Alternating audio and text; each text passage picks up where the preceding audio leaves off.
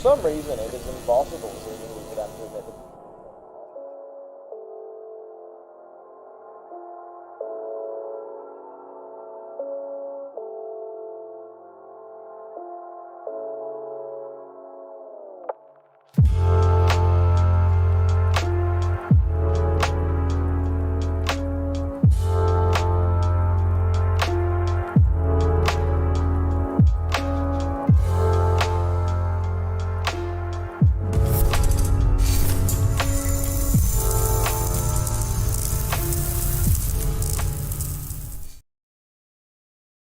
Well, Hello. hello, everyone. It's We're time here. for the post St. Patrick. Oh, wow. Yep, I'm you off can't to a even great speak. start. Yep, It's that's a time good for one. the post St. Patrick's Day stream.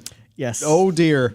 Yes, if either of us seem like we are somewhat under the weather or somewhat That less would be it. less engaging than usual, it's because we're both brutally hungover. Yeah. Absolutely. Yeah, that's pretty much it. Yeah, fuck it, Dan. But it's okay. Number one response to a hangover is a cold brew from Starbucks. Yep, It's the one good beverage they have. indeed. Yeah. Yeah. Whereas I'm just on a lot of codeine and monsters. Does the job, I suppose. Yeah. You know. At least I can look at this and be like, it's sugar free, so it probably won't kill me as quickly. No. Yeah, no, it's all pretty great. We've actually got quite a lot to talk about, though. Oh, we have a insane stream lined up today in terms it's of pretty ridiculous. In terms of what Shadowlands could have been, should have been, was going to be, maybe the leaks are all completely fake. Maybe they're real. Who knows? Well, I think there's one or two big reasons to doubt that. Yeah. But the narrative threads that it pulls together in what a Shadowlands could have been Yeah. are those are very convincing. And I was told that Shadowlands had a different villain and was basically very heavily rewritten in a way that does happen to line up with what that leak said. So who knows? Who knows where that leak comes from? I mean, heck, maybe the leak is full of a bunch of red herrings and the person who did that leak in 4chan is, in fact, half real and is the individual I, got info off. So who knows? Yep. Indeed. It's quite interesting when you dive into leaks. Yep. It certainly is. Certainly is. But yeah, no, we got that. Great Vault changes. Stuff's going on in Zereth Mortis. Legendaries. Money. We've also found out the real Shadowlands by Richard Attenborough. Is the jailer the jailer? This is something we've been talking about. Yeah, we talked about a little it, bit from some of those visual comparisons. And I think Laura, is it Laura over at Wowhead? Whichever, I forget exactly who. Their username is Discordian Kitty. They went through and did a whole big breakdown. This whole big here's all of the evidence I can find for all of the stuff. Here's my theory for the Primus actually being the jailer, and it completely lines up with. It's a thing where a lot of these topics will actually mesh and blend in together because it's like the unfinished storylines that works really well with the Primus stuff being the jailer. It's really, really well considered. Yeah, so plenty of stuff to talk about. We've been playing quite a lot of WoW. Oh, yeah. The two of us. Yeah, unfortunately. Unfortunately, as far as I'm concerned. Unfortunately for you, Yeah, for me. I'd say I put in 1/5 of the work, and I got far more useful items than Matt did, including the Unbound Changeling. Yeah. Yeah, put it this way. If the Great Vault's in 10.0, I'm going to rage. Put it that way. No, Matt, it's just a free bit of loot at the end of the week. Happy, no think. Yeah, free bit of loot that made Free me bit of loot. that made me wake up on Wednesday morning and go, why did I play World of Warcraft all last week? I wasted my time. This game's made me feel like a dickhead. Thank you very much. Yeah, Ian just crawled into your bedroom and kicked you in the stomach and ran away. That's what it felt like. Yeah, absolutely. Yeah, that's the funny thing about anything that can give you a weekly disappointment box. And one of the first things we got to talk about today is the strange thing with the Great Vault, where they seemingly still don't think that its fallback rewards are good enough. Yeah. And it's just like, guys, come on. Since 9.0, we've had this. You launched this giving people like 250 Stygia instead of loot. Yeah. Or whatever Stygia it was. Yeah, and even the fact that they think it needs, or it has a fallback for not getting loot is that's not. I mean, that's fine, obviously, but especially with the way they've done these changes now, it's like it still doesn't feel great that you have to choose between loot and this. Yeah. You should But- be able to get gear with the tokens. That's sure. like my hot take, because then that would be a very weird replacement for Valor as a catch-up or a fallback gear acquisition tool. Because right now, Valor, of course, is not a gear acquisition tool. Valor is just there as a part of the upgrade loop for M+. So, interesting thing, but okay. Have Blizzard saved the Great Vault? Oh my god, I don't know. Definitely made major improvements. Yeah. So, basically, there's the attendance token of merit. So, how many, in the past, you got 2 of those? You got 3. 3, okay. Yeah. So, you got 3 of those as your fallback option, right? And you could trade them in for, a few different items that were, generally useful, and it was an improvement over the previous way that they did this, but it was undoubtedly stingy. So, now there's technically a very minor nerf if you only get 1 Great Vault segment where you'll get 2 tokens, but being real, getting 1 Great Vault segment is extremely easy. Now then, you're going to get 4 of these tokens if you do 2 Great Vault segments, and if you'll knock 3 or more segments, you will get 6 of these tokens. Now, interestingly enough, the ephemera-infused mesh adds a socket to a piece of Shadowlands Season 3, helmet, necklace, bracer, belt, or ring. Yeah, so 6 things Costs. you can gem. Yeah, and that costs 6 of those tokens. So basically, if you get junk loot, you can add a socket to something. Yep. And what you can do is obviously I guess the way to look at this is once you've got all the gear you want from the game, you can just 6 weeks later you'll have sockets for all your items. Which is 6 weeks later after getting this is certainly a fairly big ask, but it's might be okay. At least it's not grinding anything. Yeah. In fairness, that I think that's definitely a bonus.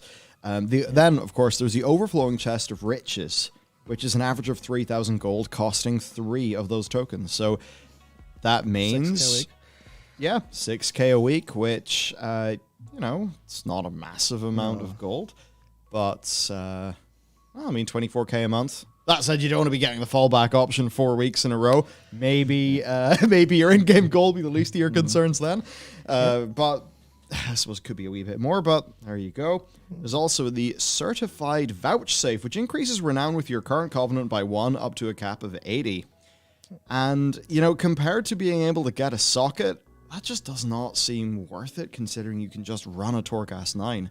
And you can do that in some cases. I mean, if you have the gear, certainly, you can run a Torghast 9 in, single-digit minutes easily. Yep. And that would be your efficient way to get renown, by the way, if you want to do that. And just grind it out. Obviously, the campaign is incredible for renown, so I would recommend you do that first. Well, actually, no. Run Torghast 9 till you're renown level 55, assuming you use the 40 boost, because the Torghast 9s are only 100% chance of renown up to a point. So then you want to use your guaranteed renown from the campaign after that. Yes. Don't play the game in the wrong order, folks. Yep. So then also, for 1 token of merit, you can get 25 Genesis motes, which are, of course, part of the protoform synthesis system. That's pretty nice. Yeah, one of these will also turn into 40 ciphers, and then also the Tribute to the Enlightened, which gives you 150 rep with the Enlightened. Overall, I'd say maybe this is me being silly. But Never. I think back to the over-justification effect GDC panel. I've forgotten the developer's name. He used to work in World of Warcraft. But one of his slides basically just said, don't be stingy. Yeah. And I don't know if Diablo's Loot 2.0 had happened at that time. But one of the things that I think when I look at this is how about you always just get this? I actually think you should always get this, because then you have a guaranteed positive beyond just...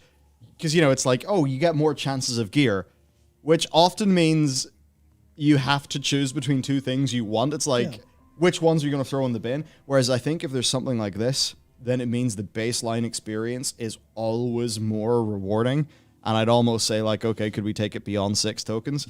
Now, there could be a bit of a worry about gold inflation there. I don't know. But generally speaking, my view in this is you can create a Warlords of Draenor garrison situation and destroy the value of the currency. You can do that. But as long as things like that aren't going to happen, I think just err on the side of just being hello, gamers, here's a bunch of shit. Yeah, it's interesting. Absolutely. I just think if someone completely fills up their thing, and I don't know, they come out with like 20 of these tokens or 18 of these tokens, like, is that really so bad when you consider how much of the game they played? And I mean, for your situation, let's just say you got 12 of those tokens, and you know, you had a not particularly exciting time with your Great Vault options, but at least like you get a bunch of that, so you can get some gold, some renown, some sockets. Like, would you feel better? Yeah, because, well, here's exactly what happened for my kind of Great Vault this week was I obviously got 2 from the raid for those boss kills, but 252 from normal, not really a big deal. Instead, I was doing 8s and 9s on the dungeon. Obviously, I could have went higher, but I was lazy. So I wanted 262 stuff, so I was like, okay, sweet. So I did, well, I started doing a couple, and I was like, you know what, this is actually an enjoyable enough process. I really like Resto Druid. I really like, you know, playing the kind of the easier keys that don't test my raw HPS. So then I have time to like fiddle with mechanics. I have, you know, I'm going to learn to the cat weave properly a little bit. So it's like that kind of fun game experience. And I was like, okay, well, I might as well farm out Mist of Tyranid Scythe because I want my Unbound Changeling because I have terrible trinkets. So I did, I want to say 13 Mist of Tyranid Scythe. It was like 11 or 12 that week. And a couple other dungeons as well. I got a couple bits of gear that are like, okay. But the problem is that I never got my Unbound Changeling, right? So that was a lot of my work there felt wasted. But sure, the Great Vault's there, okay. I've earned my obviously I've went over the 8 you need, but I've earned three slots. So I'm pretty much guaranteed of something interesting. And then I look and I get 2 pairs of shoulders and I think it's the Sunblood Amethyst. It's the trinket that rolls for healers, despite being a bit shit for healers because it has a damage component and int when standing in the pool. And the way that was laid out was the first choice was the shoulders that I wanted. Second choice, shoulders I didn't really want. And the third choice was the trinket.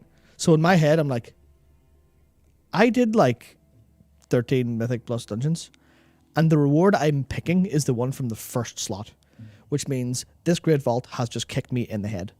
Also, their shoulders that are an item level upgrade are the ones I already have. So with Valor being in place, kind of pointless. Yeah. It's not a piece that I think is BIS. It's just a piece that's okay. And I was just like, so the way this whole thing's framed has just made me feel like all my work was wasted because the first slot gave me it. And if I had if I had gotten these attendance tokens for doing that, I'd have at least went, oh, well, at least my work was worth something. At least all that extra grinding for the extra slot wasn't wasted. But I had to choose a 16 item level upgrade on my shoulders or 6 of these. I'm like, I feel like I've done a bunch of work and have not been rewarded, which is not how you want your game to feel. Yeah. My vault experience was different. Yep. So I think in my second Mist of Tyranid Scythe run that I did with you, maybe it was my third that week, I'm not sure, but I got the Unbound Changeling. And of course, like, you get your trinket in M+, so as long as I start to push my rating up above 1,000, I'll be able to just keep that thing upgraded with me, which will be pretty nice. So I got that far more efficiently than you did. Oh, substantially. So there's that. Then I got, I did get some junk choices, but fundamentally, I got my helm, my tier helm. Yeah. And that drops off Lords of Dread, I think. Something like that, yeah. Is that the penultimate boss of Sepulchre? Nearly penultimate boss. Almost, Suffice to say, a boss far away from. Well, actually, no, we're on Anduin, so a boss further-ish away from where we are, and it's like, goddamn, like the loot experience of the game worked for me great that week. But the thing is, like, it's very possible to make that experience that I had almost be your default. Yeah. I mean, there's things I'm even wondering, like what happens if you just get tokens. From a dungeon, right? Let's just say, you kill the end boss of a dungeon and, you get a token. And with that token, maybe there's some way where you can collect enough of them to get this is totally not stolen from another game. Collect enough of them to get a specific bit of gear from that dungeon. So, you could go and maybe you do 7 Tyranid Scythes and it's like, right, didn't get my Unbound Changeling, pretty sad about that. But because you've done enough Tyranid Scythe, here you go. Yeah, there's bad luck protection. You can use this token system or, just anything like that to get some specific loot from that dungeon. I'm just wondering if there's something else, because one of the things I keep on hearing from the M Plus people is like so much of the gaming experience is the Great Vault. Yeah, because that's where because especially for M Plus, you literally cannot get a higher item level during the week, so it has to come from the Great Vault, which is obviously designed to match the fact that raid loot is limited to weekly, so you can't just get massive, you can't just immediately hit your item level, because you do need to do that, which means, you need to do your 15 because gear skilling stops after that point. So that's just wild. Well, just talking about tokens there. So what I was more thinking of is like the raid tokens in FF14. Not just like having Valor points too or something like that. So it'd be like a Mists of Tyrannosaith token, where there's like, I don't know, a Tyrannosaith vendor or something, which, you think about that, could be really quite awkward. You need to make that its own thing and give it like a nice little UI so that people don't get overwhelmed by just having a bunch of shit in their bags. Yeah. But yeah, no, I'd try to work out what's going on there. Now, there's a whole bunch of inherent issues with that. Yeah. Because, then do people just go and like run Tyrannosaith 2s to get the tokens? Well, okay, then what, are you going to have tokens that have different item levels? That's going to get extremely messy. Yeah. So there's all of these problems that just come with how the loot lockout works, and you can just keep on going and going and going. Oh, dear. So the heater just fell over that I was so gracefully resting my... It's fine. It's got one of those things at the bottom that, so it's turned itself off. Nice one. It'll be grand. A token thing, you could see that working way easier for raids because of the loot lockout. But I just try to work out, like, is there any way that they can make the loot targeting experience of M Plus and stuff like that better? Now, then there's obviously the problem where it's far easier to, get gear from M Plus than it is from raid.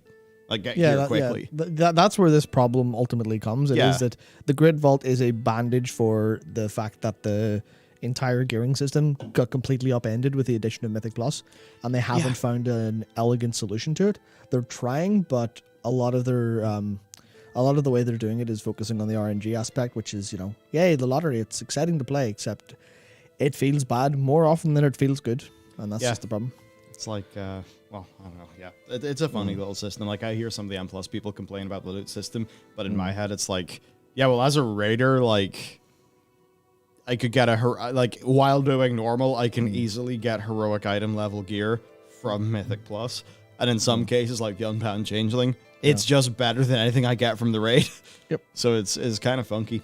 Now, the developers have given us some notes on this Great Vault change, though, saying that these are aimed at improving the feeling of opening your Great Vault, even on weeks where, for whatever reason, you don't see a direct upgrade in the items you can choose from. I mean, guys, if you try to, like, tone down, the dupes and the multiple things of the same slot... Yeah, that's the thing that's just so frustrating. They should really try to make the Great Vault far smarter and far more aware of... of what a player might actually need based on the loot that they've got. I think they should really put the effort in there, and they should be completely willing to cut multiple weeks off the gear acquisition process in the game. They should be happy to cut a few weeks off that by making the vault be more useful and have less chances of a negative experience, because ultimately it would feel better.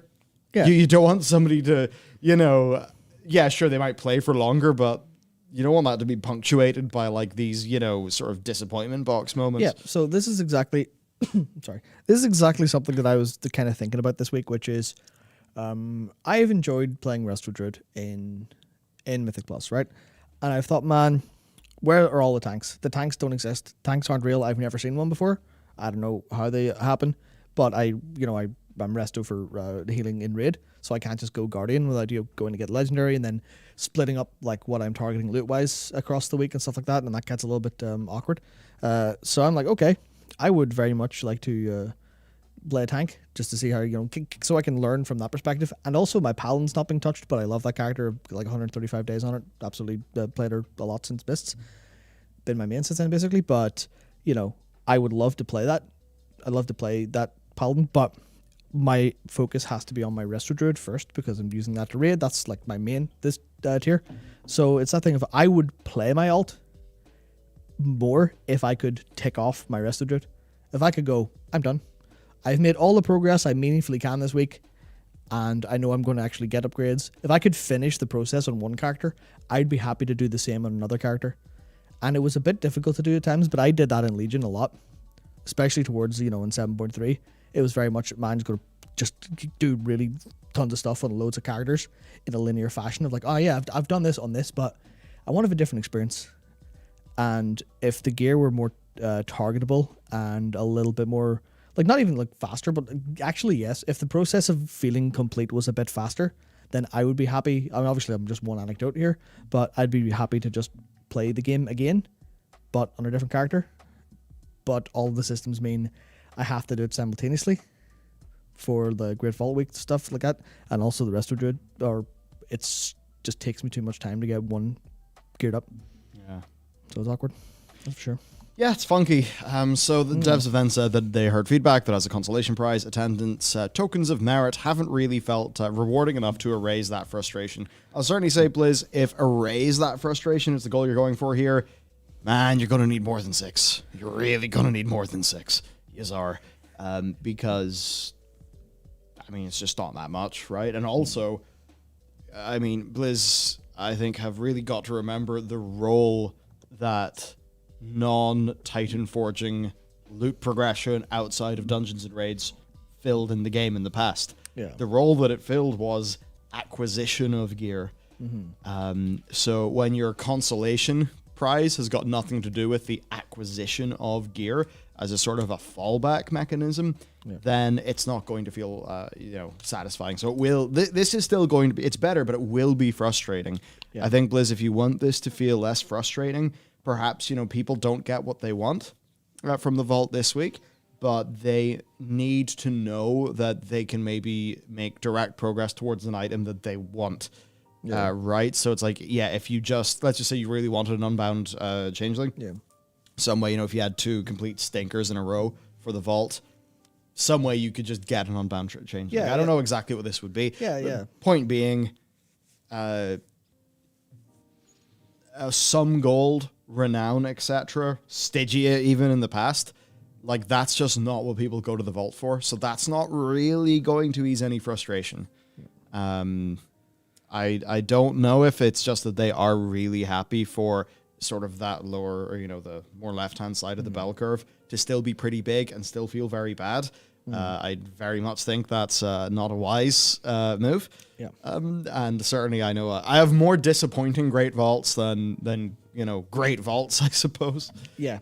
Well, I mean, that's the thing. So it's funky. Now, they do say that combined with the creation catalyst that's coming in, in future weeks, I mean, even that, like, I understand why the creation catalyst is coming later, but certainly for a lot of people, they'll just be like, well, I hopped into the raid, cleared it normal, dabbled a little bit, not super into Warlow right now, I'm going to do something else. That's the thing, a little bit late, but it's great for the dedicated players, and people want to re-roll late into the tier, which is very good. See, this is one thing that's kind of interesting is, it's, I guess to me, it's about like player friendliness and letting people play the game at their own pace and get their own kind of, I guess, experience over and done with and play whatever.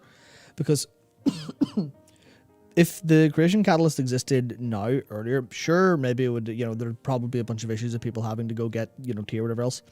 If you make tier just free in that sense, then it becomes this like, well, it's not that exciting if you don't earn it. But I feel like we've moved on from, you need to farm out tier and get it. I think there's a completely different mode of play that means that, like, obviously tier is a great idea, but I definitely think there's a more intelligent way to bring it in a way that fits better with people. Because a prime example is, like, how much of how many weeks from now is Creation Catalyst? It's 3 weeks, right? Yeah. Let's look at the calendar. Let's look at the calendar 1 second.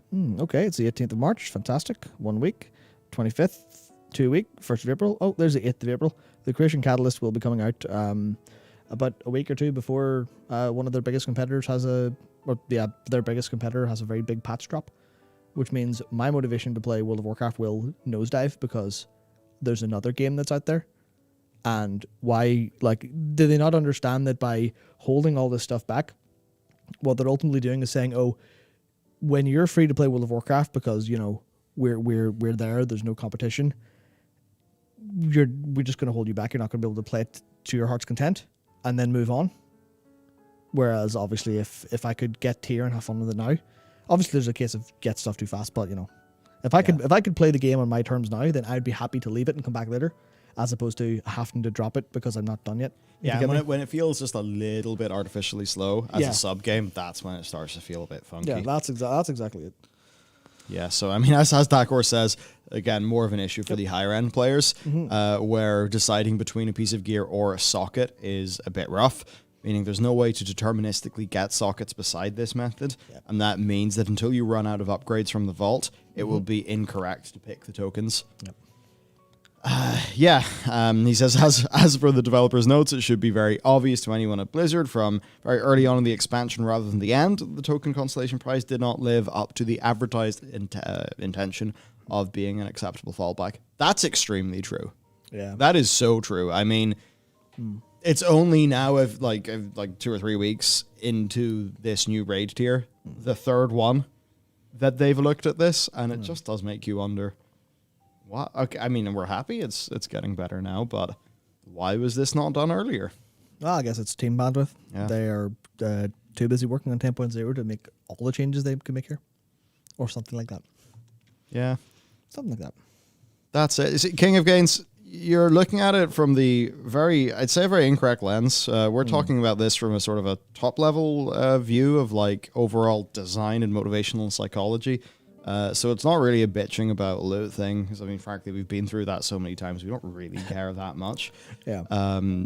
But what you want to do is think about the basics of motivational psychology, and there's, again, people overweigh negative experiences versus positive, and they don't do that because they're bad people or they're toxic or anything like that. That's very much wired in human psychology from the, from when we were gallivanting about the trees with our butts hanging out. Yep. Last week. Which was last week, yeah. So, it's the sort of thing where, if you have this sort of bell curve, it just kind of looks like that. And you're like, oh, well, look, there's just as many super positive happies as, sort of negative experiences. Yeah, well, actually, that's going to skew more to the negative than you would think looking in the data. And that's one of the things when you get so big picture, so big data, you can kind of forget the like individual experience. And I think that's one of the things that they just fall into quite a while. And you're saying it's an optional system for random gear that's not required to play the game.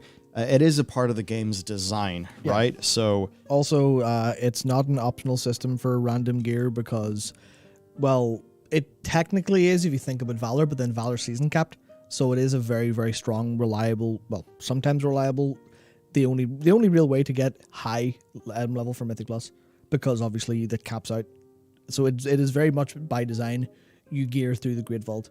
That's the one that'll push your item level higher. Yeah, that's because there's not enough Valor. Like the Valor cap's too low, but any reasonably early enough to actually get you to push up there yourself. You can do it with specific items, and that's okay. But it is absolutely definitely the design part of the game, and obviously it's like that's how I get my gear every week. It's there. They removed deterministic fallback acquisition from the game.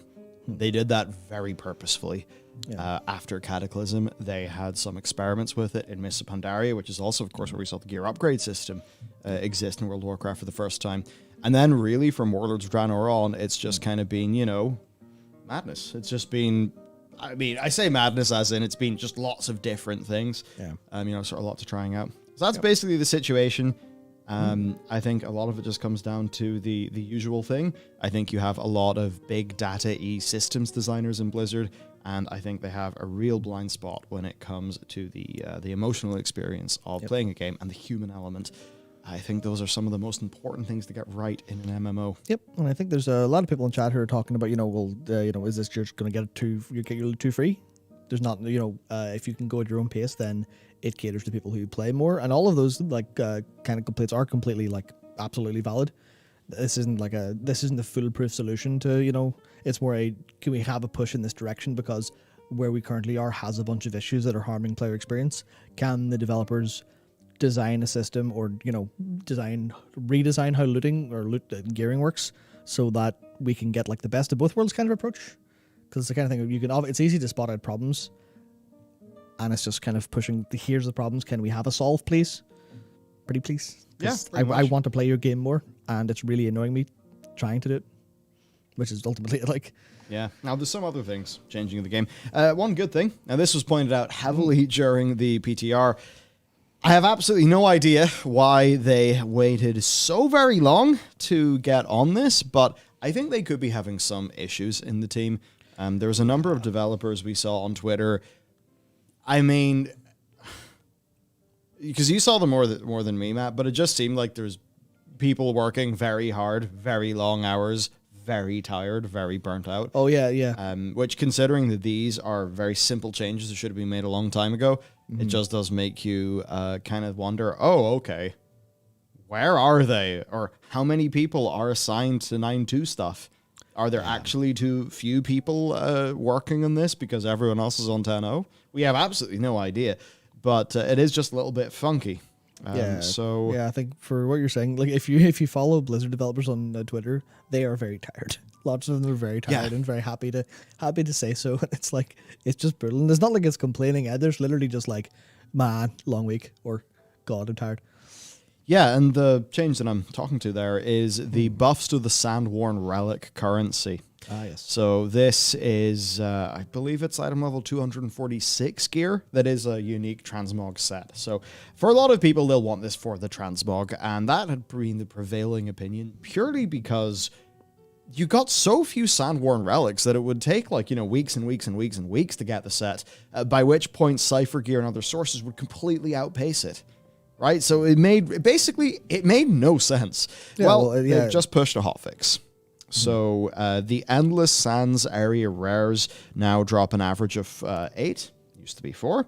The Sandworn chests themselves, by the way, those are just for killing the Mossworn mobs in the Endless Sands area, getting 5 key fragments, combining them, and then opening up one of those chests. So those will now give you an average of 25, which is up from 18. Then for the world boss, instead of 13, you're going to get an average of 40. And then a decent change as well is that the Patterns Within Patterns weekly box is now going to give you 60. Previously, it gave you nothing. So that is overall good. Yeah. It's not going to let you just instantly get all of this stuff, but it will mean that it's going to be just a far more, targetable. I mean, it was always targetable, just the pacing of it, I think, will feel better. It will feel more reasonable. So that's definitely good. Now, this gear is item level 246, and I think that means that for many people, this isn't going to be too relevant because their Cypher gear, will be there, or maybe even be further by now. Now, that said, this is very deterministic. You just buy the slot that you want, so it could help some people out because the Cypher gear is 100% random. But look, it's if you want that recolor of the broker gear, then I think that's most of what it was designed for anyway. Yeah, you can go get it. Yep. And that's basically that. There's not too much else to say. The other thing then is flying. Yep, you can fly this week. Yep, I haven't actually got it yet. But you have to click Ferrum's magic books. Yep, so exploring the zone, very easy to do. Just unlock it all on the map. Getting 5 of the one-time treasures. I mean, I think I did that by accident in day 1. Doing 3 of the side quests. Collecting 7 parts of the Freeman Exile book. I think I've got almost all of them. 10 rares, 10 of the unique rares. So go do that. And hit chapter 6. No rep attached. Very easy. Wowhead have got wowhead.com/flying. You can go there and just, input your character or whatever. And it will tell you what to do. And of course, Handy Notes Shadowlands will be very useful for finding all of these things. I think especially those Fareem and Exile pages. Indeed. Yep. Absolutely. And then once you've got the flying, well, that's a great time to just take everything else off if you really want to play it like that. Good example here from Dakor. Or was that you? That's Dakor. All right, yeah. I managed to farm out all the protoform synthesis schematics besides the low drop rate ones in just under an hour. So make sure you've got the bag space. I mean, hey, if you want mounts, bam. He's going to have plenty of resources to go and get all of those mounts. But, hey, pretty cool. Yep, indeed. Now then, what's next? Well, we've got more nerfs to the raid and the Tazavesh dungeon wings. Yep. And these really are something. So they're brutal, man. Anduin, right. 5% health reduction, normal and heroic. Anduin's Despair, down 25% normal and heroic. And then the Remnants of the Fallen King's Army of the Dead summons a Monstrous Soul once per intermission on heroic instead of 2. Now, this is where Dakor coming in here, being a cutting-edge Mythic Raider, is very useful, because we would have no idea what that would really mean, because we haven't done heroic yet. But he says, this is so much larger than it sounds, you can now pump a ton more DPS into Remnant of the Fallen King, which means doing tons more damage to Anduin. This, in addition to the 5% health nerf, is going to make the fight a whole lot shorter. And for him, on his guild's normal clear of Anduin on Wednesday this week for tier, they managed to skip an entire intermission phase because they got more damage. Our guild is going to be progressing on Anduin. It's only Anduin normal. We'll be doing that on Sunday. Yep. But it was quite fun, you know. Once we added in death skips, and that's the thing, we raid 2 nights a week, which can really mean that actually making meaningful progress is quite hard. And like, if we were a 3-night-a-week raid group, we got like 2 progression nights, which would be wild. Yep. But yeah, no, so we were able to clear all of normal. It was mostly one-shots. I think there was 1 or 2 a little bit rumbly we had to get used to again. But certainly doing the trash skips, like, that meant that it was possible as a raid night, and it means that our Sunday can just be Anduin night. Which, you know, kind of wild how much skipping that trash improved the raid experience. Yeah, I mean, there's obviously the raid experience being improved because we just skipped the trash and thus didn't have to fight it. Great. But also, the actual mini-gaming of getting the death skips was actually quite fun. Yeah. I had this moment where, I can't remember any of the things, but on the way to Lehuvim, all of that trash, they added stealth detection, but the way mobs path in a couple places, you can stealth around them if you're patient. And I remember doing this incredible jump. It was like using the first couple seconds of Tiger Dash move speed to jump. I managed to skip like a platform that absolutely 100% you're not designed to be able to stealth around this guy. And I just made this incredible jump, made it the whole way across. Like, I feel like a god. Thank you. Emergent gameplay. It's happened. Fantastic. Yeah. Now, for other things, there is the crab. Yep. So this we very much felt. I think you probably felt more than me being a healer. Oh yeah, no, this fight seriously went from this is proving difficult to heal to. Haha, Tranko Burr. Yeah, Wow, so the initial damage from Reclaim is down 10% on Raid Finder Normal Heroic. They've decreased the additional speed ephemeral motes gained from Eternity Overdrive by 50% on Raid Finder Normal Heroic. It just makes that last phase like so much easier. Eternity Overdrive scaling damage has been reduced as well, which again makes that final phase easier. Earthbreaker missiles, 15% damage reduction, Raid Finder and Normal, and they fixed an issue that caused the Light Shatter Beam's periodic effect to do the wrong amount of damage. So, big nerfs. Big nerfs, we very much felt them. Vigilant Guardian. Spawn rates for the Volatile Materium and prefabricated sentries are less aggressive on Mythic, and they've increased the grace period before the exposed core, where Refracted Blast and De-Resolution won't be cast on all difficulties. Very exciting. Zymox. 15% nerf on Mythic difficulty. And fix with Ancient Exhaust. Probably not the sort of thing we're going to see. Now, Prototype Pantheon. So we actually got a kill pre-nerf and post-nerf. I wonder, did it feel any different to you healing? Oh, it was, well, for a start, we didn't have Dakor healing, and he's substantially, well geared, versus we had the Pug Druid that was doing, more healing than me, quite frankly. But it was so much handier. It still was a wee bit squeaky, but it was way handier. It was way handier. That fight really needs the targeting sorted for the Withering Seeds, because you can't rely on nameplates, because Blizzard yoinked nameplates out of raid basically, and the boss frames doesn't show enough. But yeah, it is wild. Burden of Sin, damage reduced by 20% normal heroic. They resolved an issue with the Withering Seeds failing to cast, and adjusted an unfair timing of Hand of Destruction and Night Hunter in the final phase. Interesting.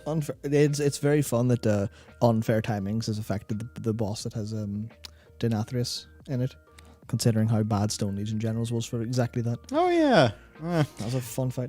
For Lords of Dread, that ruined Crest of Lordaeron is now on their loot table, so you can get that. Pretty neat transmog, actually. It's really nice. For Rygalon, the Cosmic Ejections will not be striking people outside the intended radius. And as for the Chuckler himself, they fixed an issue with Defile. Get it? Remember Defile? The Chucklers, he made that. Defile, that's a Yeah. DK talent. So they fixed an issue with the Defile that prevented it from inflicting the proper amount of damage, and as such, the amount of damage of Defile is being increased by 85% on heroic difficulty, and they're going to keep an eye on that. Then for Tazavesh, basically just a whole bunch of nerfs, because it's the first time it's here in Mythic Plus. People aren't, they aren't used to it, they aren't ready for it, and yeah, that's just how it is. Certainly, I remember. Oh no, what was it called? The 7.2 dungeon, Cathedral of the Eternal Night. Oh, that was brutal. I loved it. I love that dungeon. I thought it was great. As a dungeon, I didn't really do it trying to push keys or anything, and I think it had issues if you were a key pusher. But I thought it was a really cool dungeon. Anyway, just another example of Legion Mythic Pluses were so much better. They were pretty great. But I think they were better because they had weirdness to them, whereas like they weren't super well designed. And it's like they definitely tried, but some of it was like there's just a little bit of curse me for using the word jank, but there's just a little bit of jank for all of them that felt quite interesting. What did you feel like they were dungeons with Mythic Plus on them rather than being Mythic Plus dungeons? Yeah, a little bit of that. Yeah, a little bit of a difference there. Yeah. Should we talk about the Race to World first then? A little bit of that.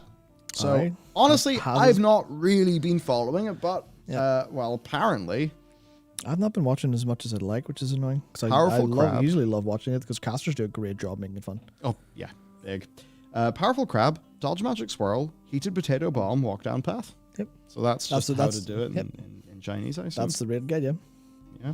That's all you need to know to kill Hollanders and Mythic. Yeah, so Holondrus was hard. Yeah. Hard, yes. Yeah. Christ. Many pulls. Was it So 400 what have we something? got here? Well, Liquid Clutch kills Anduin. Oh yeah, that's big. That's so big. Scott's gonna feel like a god after that. Oh shit. Their blood. Okay, wow. So their blood DK Yeah. just soloed to the end. Yep. Absolutely. The Shit. last million both HP. It's Damn. great. Yeah, sweet. So then overall, we've got Liquid, number 1, Echo, number 2, still on Anduin. Then let's see, Pieces, Skyline, Method. Method have really got back up to speed pretty quick. It's impressive. Big Dumb Gaming Guild and Aster. Interesting. Yeah, I know the Chinese guilds. I mean, this has been the case for a couple races now, but the Chinese guilds are really, really pushing up there into the ranks. Like, so it's very much nice to see. Interesting. So, pull counts in Anduin, what do they look like? Well, Liquid got it with 219 pulls. Yeah. Echo, 132 pulls, but their best is 19.3%. Pieces, 103 pulls, their best is 49.9%, and Skyline, or 80 pulls, best percentage is 64.6%. So I think very much still looking like Echo are unsurprisingly going to be number 2. Interesting. So, apparently, Blizz, without knowing, disabled the hitbox from start on last phase. Now everyone's saying Liquid cheated.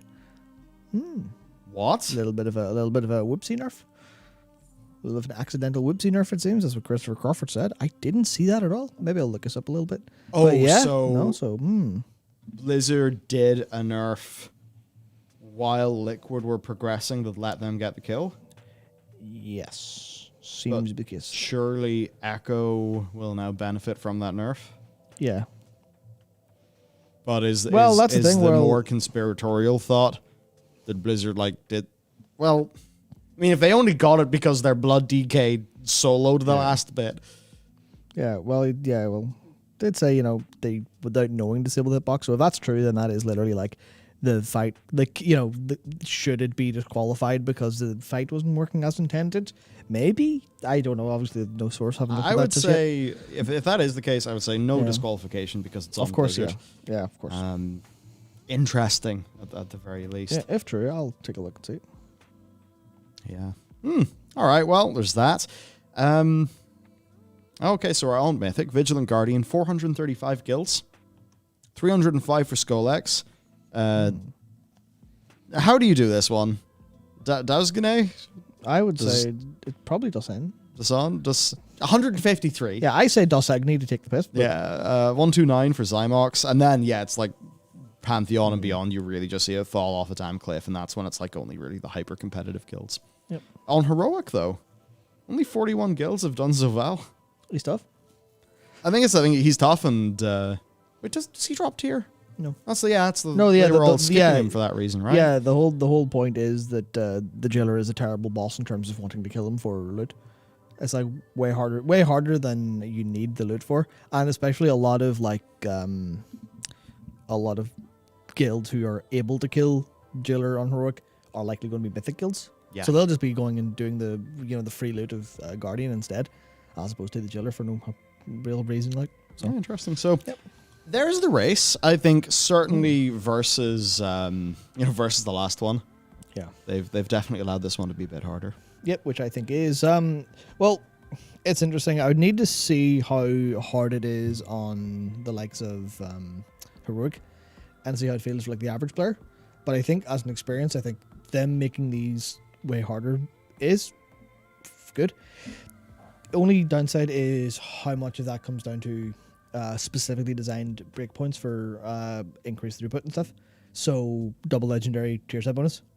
Because obviously Yeah. one of the big things here is the like 4 sets. Just here you go. Here's your what was it? Was it a demo lock? It's like 20% damage or something, just from picking up 4 set. You're like, all right, off you go, off to the races there.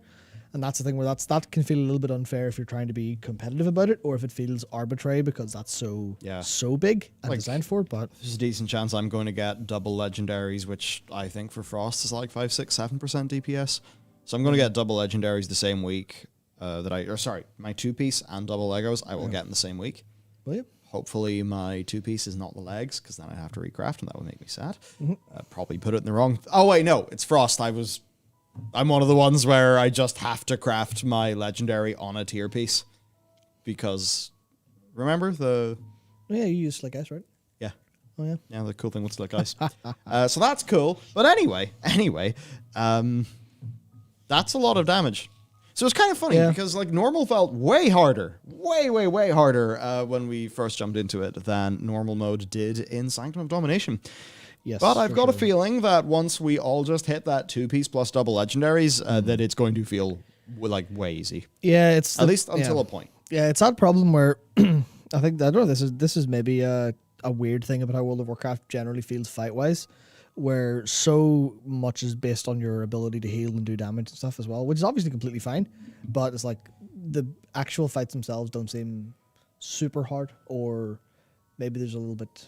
Well, no, maybe that's not true. Maybe there's enough like doing things right saves so much health versus like the more binary. Oh, you're dead or you're not dead. Yeah. That's interesting. Like, in terms of pull counts for us on normal, I mean, Halondrus felt so much harder than your man at the end. Lahivium? Lahuvim, yeah. Lahuvim, yeah. Like, Lahuvim we got very, very quickly. It's like 3-4 pulls or something. Yeah. Like, Lahuvim was fine. Halondrus, though, it just felt like we didn't have the numbers. In fairness, like, usually, like, we went into Sanctum of Domination having heroic rated, Nathrius, so we, like, had plenty of gear. We just stopped playing the game, at Fate Scribe. Yeah. Right, so like, and a bunch of people re-rolled. Like, I started this tier like item level 236 or something. Yeah, same. Like I was just. I mean, I think both you and I were just straight up buy all the crafted gear, play the game. Yeah, I was crafted in Cypher gear. Yep. I think I'm now 253-ish. I forget exactly. Fuck you, man. I played so much more than you this week. I played like 5 times as much Yeah, as you, it's disgusting. and you're just higher item level. It's disgusting. Yeah, that's pretty rough. Vile. Yeah, pretty rough. Fuck you, I guess. That's it. Yeah. fuck me. But no, it's just interesting because like Halondrus was way harder than any of the other fights in the first 7 bosses. It was all. I mean, I think it's the Painsmith effect, where the fight is like that's easy one of the best fights in the raid so far. I think it might be the Really best, cool. the best so far. It's really really cool, and I think the fact that it's interesting and fun and has everyone involved doing stuff means it is going to be harder mechanically, and also they did tune it to be fairly hard. But like I think it's harder is better when it's also more interesting. Yeah. because Painsmith's the memorable fight from there as well. I think for me, the only boss that's truly boring is Vigilant. Yeah, Vigilant Guardian. I don't know free why boss. that exists, but It's- every other fight, I mean, I enjoy Skolex, right? I Fair enough. need to see heroic and mythic mechanics because on normal it's just stack at number done. Yeah, I just think it's got a nice, simple sort of group movement-based mechanic that it's sort of centered around, which means that for just, going and doing, I think it's a fun enough boss. Halondrus, one of my favorites. Zymox, great, as always. Let's just have Zymox in every tier. I'm so happy they were like, fuck it, let's just reuse a boss. Obviously, they've redesigned it, but like the fundamentals of why that fight's so cool are just real. They're just real. Yeah. The Designe, the Fallen sausage. Oracle. The Fallen Oracle, yeah. I think she's pretty fun. It's pretty fun. I like the beam mechanic. I'd be interested in seeing what it's like when the beams are actually punishing. But that said, I am a Frost Mage, and between those like little circles and the circles in Zymox, it's great. I can spatial rift the circles. Although that said, once I thought I was being really smart, I spatial rift over one of the creation thingy circles. I didn't really notice that my spatial rift had actually went into the teleporter. So I spatial rifted over the circle into the teleporter, and then I appeared at the other end, and I got hit and instantly killed by the circle. So don't do that. But even time warp as well. Like or not time warp, alter time. It's really fun. Yeah. Other bosses. I mean, Ilhuvium's fine, grand. I kind of like Prototype Pantheon for some reason. The Prototype Pantheon is cool. It's just a whole bunch of mechanics. I think the Ilhuvium would be substantially better if it wasn't the biggest boss room in all of history. It's really big. Even as a Resto Druid with Tiger Dash and Stampeding Roar and being able to just go kitty and run across rooms, like, why are you so big? Why? I can understand like the sense of scale, but man, this sucks. For running raid with like 10 people, you're like, man, why? There's room for 20,000 people in this room. Why is there 10 of us? What's going on? Yeah. So, raiding. We've done the raiding. Indeed. The expansion hint we missed. Oh yes, this is Time. Interesting. TikTok, what's going on? Yep. So this is from SA Gamer's interview with Steve Danuser in September 2020, and he said, "It is said that the Primus sought out an ally who could show him the infinite time ways." Which he used to watch the same battle play out over and over again across realities, and he noted how the slightest differences in strategy and troop deployments could swing the conflict toward either side. And after eons of such meticulous study, the Primus can instantly assess any situation and devise the most likely path to victory, which is very funny considering he doesn't really seem to be that smart when we see him in the game, but sure, whatever, fair enough. But of course, what does this mean? I mean, obviously, I remember, the whole time work strange in the Shadowlands, and we were kind of like, hey, they're going to do a time skip. Couldn't this be interesting? And we all talked about it for a while, and then I had the interview with Ian, and Ian's like, nah, it's not that. It was just quite fun. But time. What could be going on with time? I just got very distracted because people in chat have said, Doctor Strange, is that you? So that's unfortunate that's just what that means to people now. Yeah, perhaps it's just Doctor Strange. But everything's MCU now. Everything. Absolutely, yeah. No, so no, he doesn't cheat. It's that he did this once and studied. Basically, he hyperbolic time chambered, but for studying military strategy, as opposed to getting good at punching things.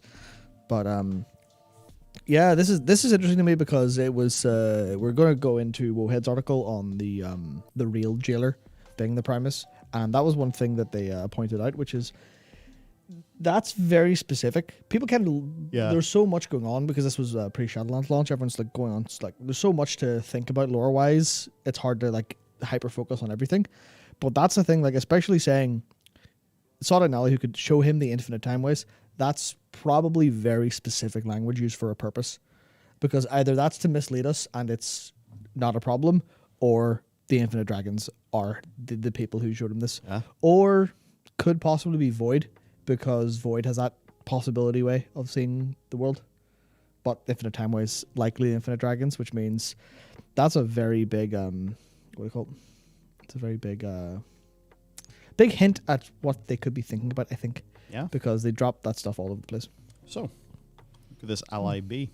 Well, I mean the first thing, this is lore told to us by Steve in an interview. Yeah. Which all well and good. But I do generally prefer to have my story being told in the game, and this is not in the game. Yeah. So that actually does mean that they could 180 from this at any moment if they really wanted to. Yeah. But this has been said, and I suppose it is part of that character's canon now.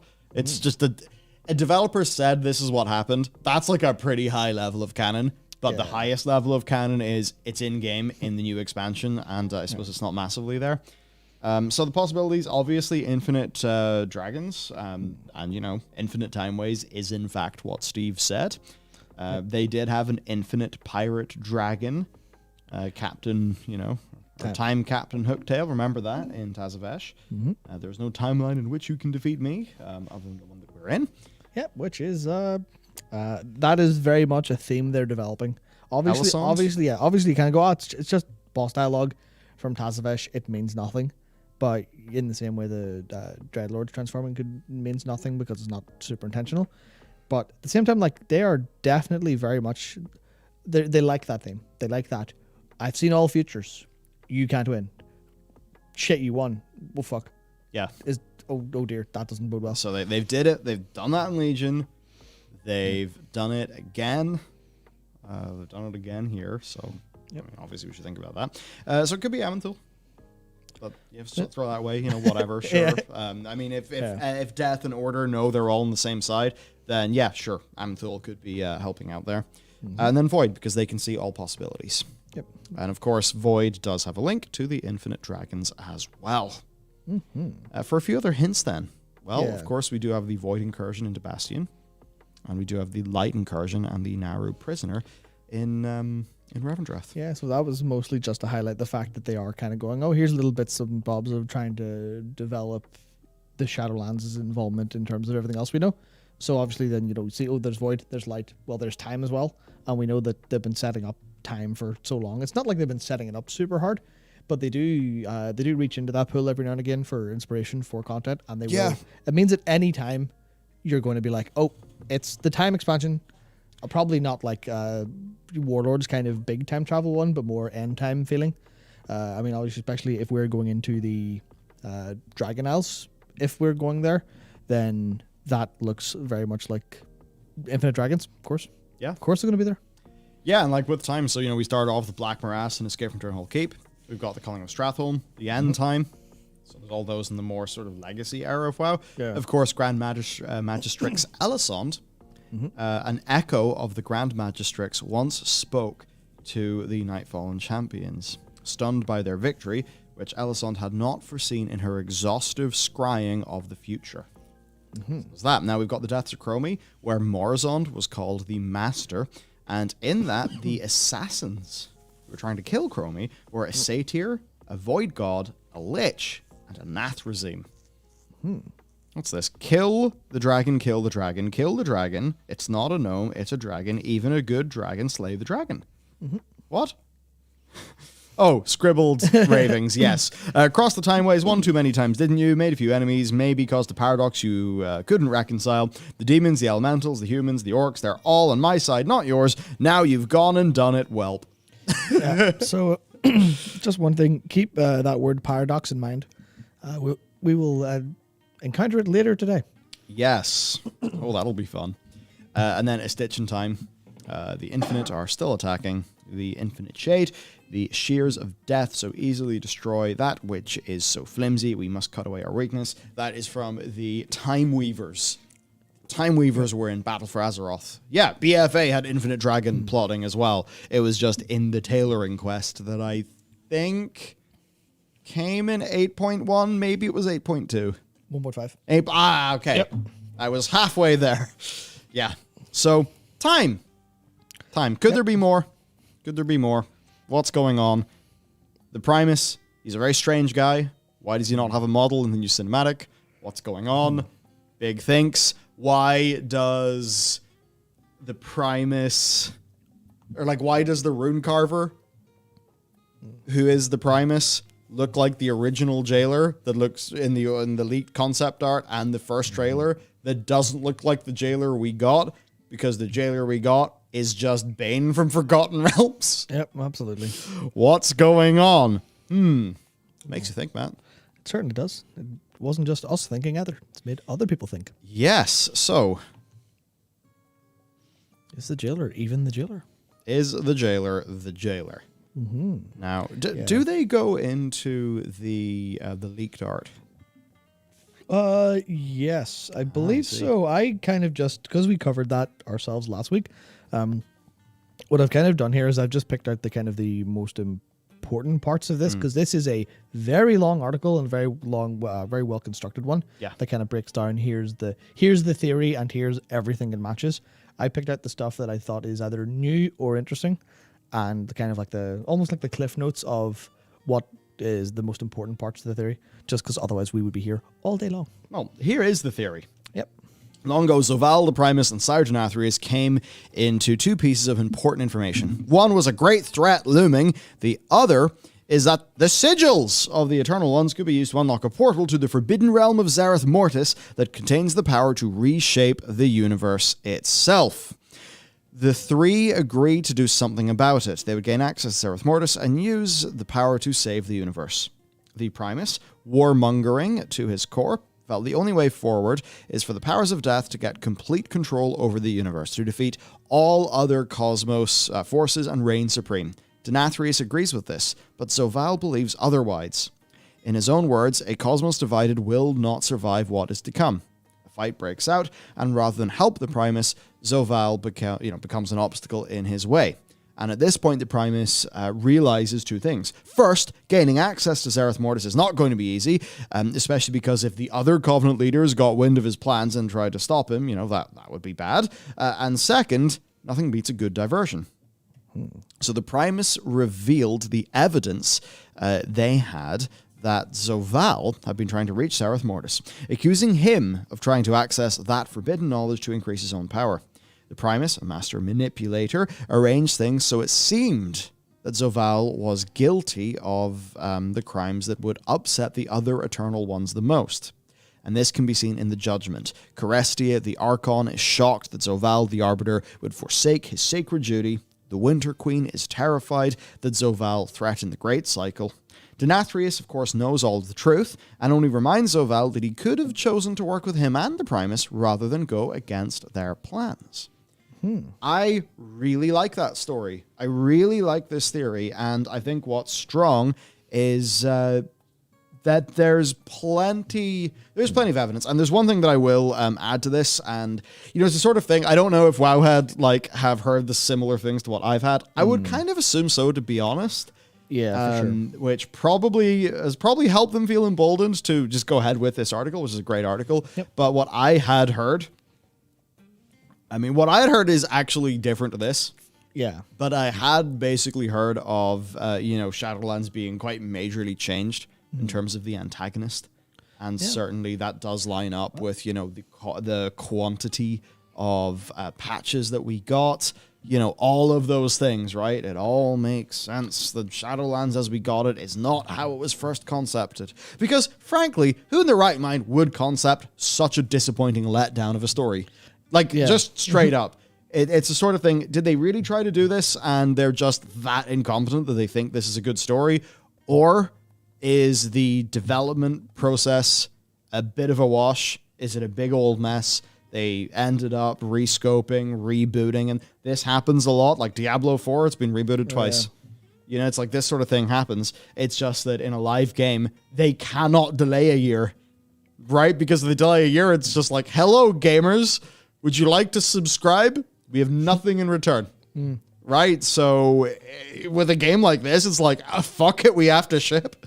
We literally have no other choice. So I can't say 100% that this, theory is true. I very much like this theory, and I think there is a very, very high chance that a whole bunch of what is covered in this article that Wowhead did pretty much was supposed to be what was up. I think anyway. Yeah, I mean, I think... it's also a better story. That's one part, yeah. That definitely helps. Yeah. We do have... after this, we'll be covering leaks that are definitely real leaks from real people who Hyper know. true. But it kind of doubles down on this a little bit. And they're fairly believable in terms of the realms of... Because I saw someone in the chat say, is this remnants of cut content? And that's basically what I think a lot of people are thinking. Yeah. This could very well have been the actual story they had planned and didn't go with. What was Drust Raid supposed to be? Yep. If you're not aware of what I'm referencing there. There were some files early on in the beta that just had the name Drust Raid. Yeah. Obviously, we don't have a Drust Raid, so makes you think. Now, for Domination, then. So here's sort of continuing with Wowhead. As it turns out, the Primus had been working on something quite remarkable. A runic language whose sole purpose was to be the utter suppression of another.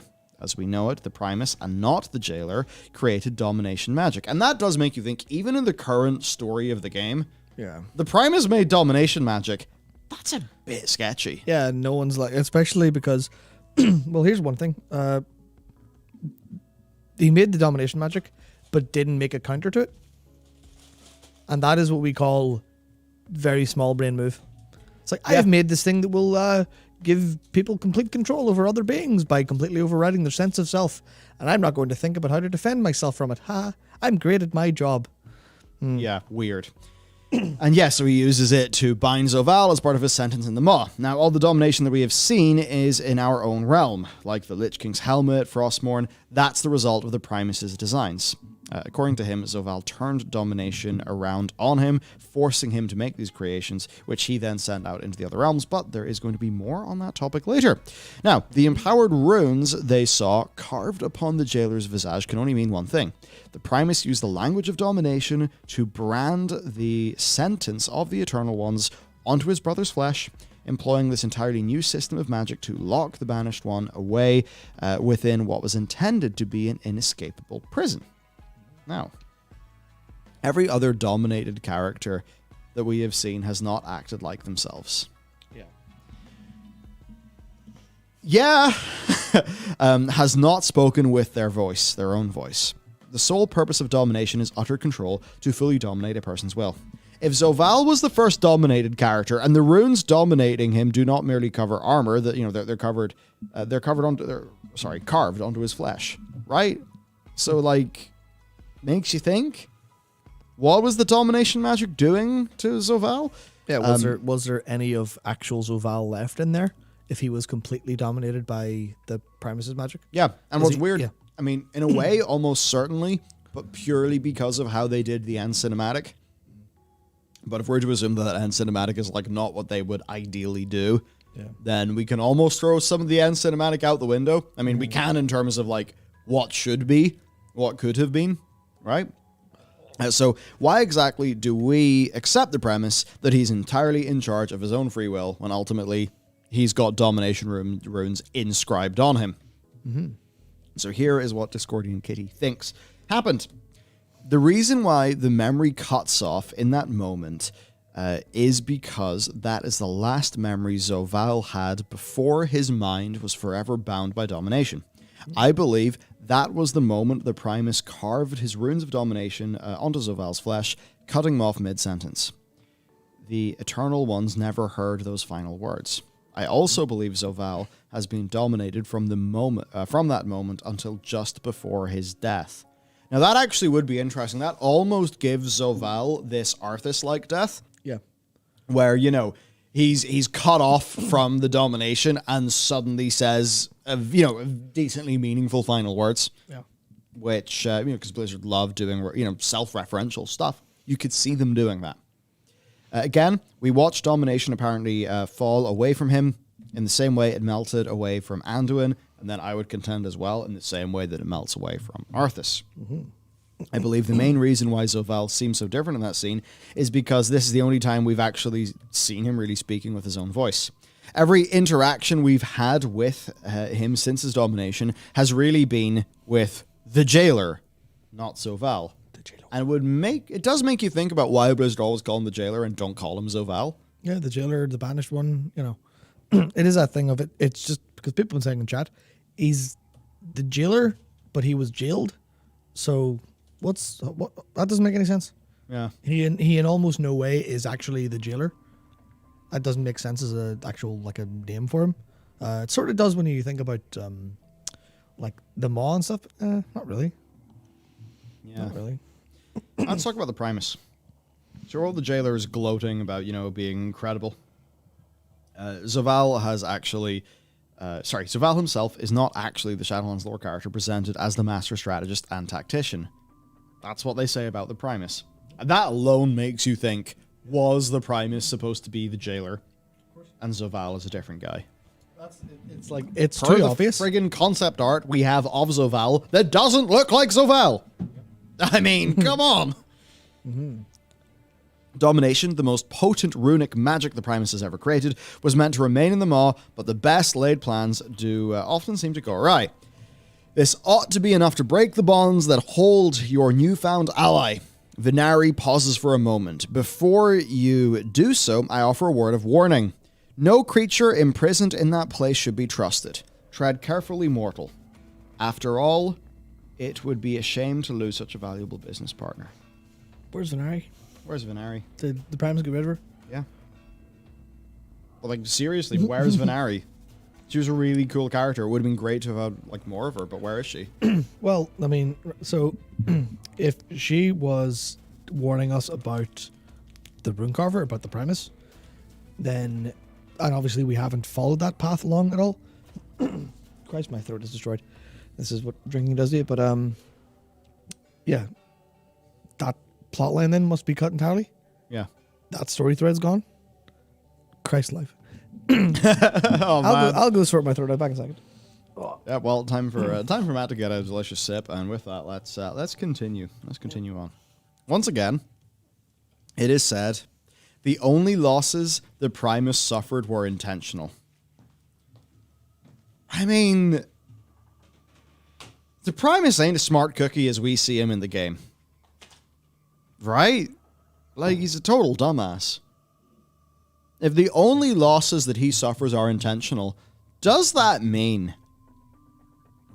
actually mean that the Primus, like, let all of the stuff happen with Zovaal? Like, you know the way we just, like, walk in with the sigil and it makes no sense, right? That, like, we get foiled so easily in 9.1. It's like, it doesn't really make sense given he's a master strategist character. So I think this is a great point. There is reason to believe that if we find the Primus seemingly suffering a defeat, it's part of his own plan. So really, I mean, then you could say, like, the Primus has now got himself access to Zereth Mortis using us. Yeah. Let's just say this crack in the Maker's plan that's allowing all the Devourers and stuff to happen. If that was something the Primus wanted to happen, he's now got it happening. Yeah, for sure. So there is actually a way that Blizzard could still rug pull that the Primus is in fact the true enemy of the Shadowlands. And to be honest with you, it does not make the story better, but it at least makes... Okay, it doesn't make the story better, because it's shit no matter what. But it perhaps makes the lore more interesting. Yeah, for sure. Definitely. So, bit weird. Yeah. Yeah. If And nothing, then as well, like... So this is an okay comparison, but it's really the leaked art. Yeah. It's the leaked art, right? Because if you look at this guy, this ain't the jailer. This is not what Zovaal looks like. It's not what Zovaal looks like at all. Not at all.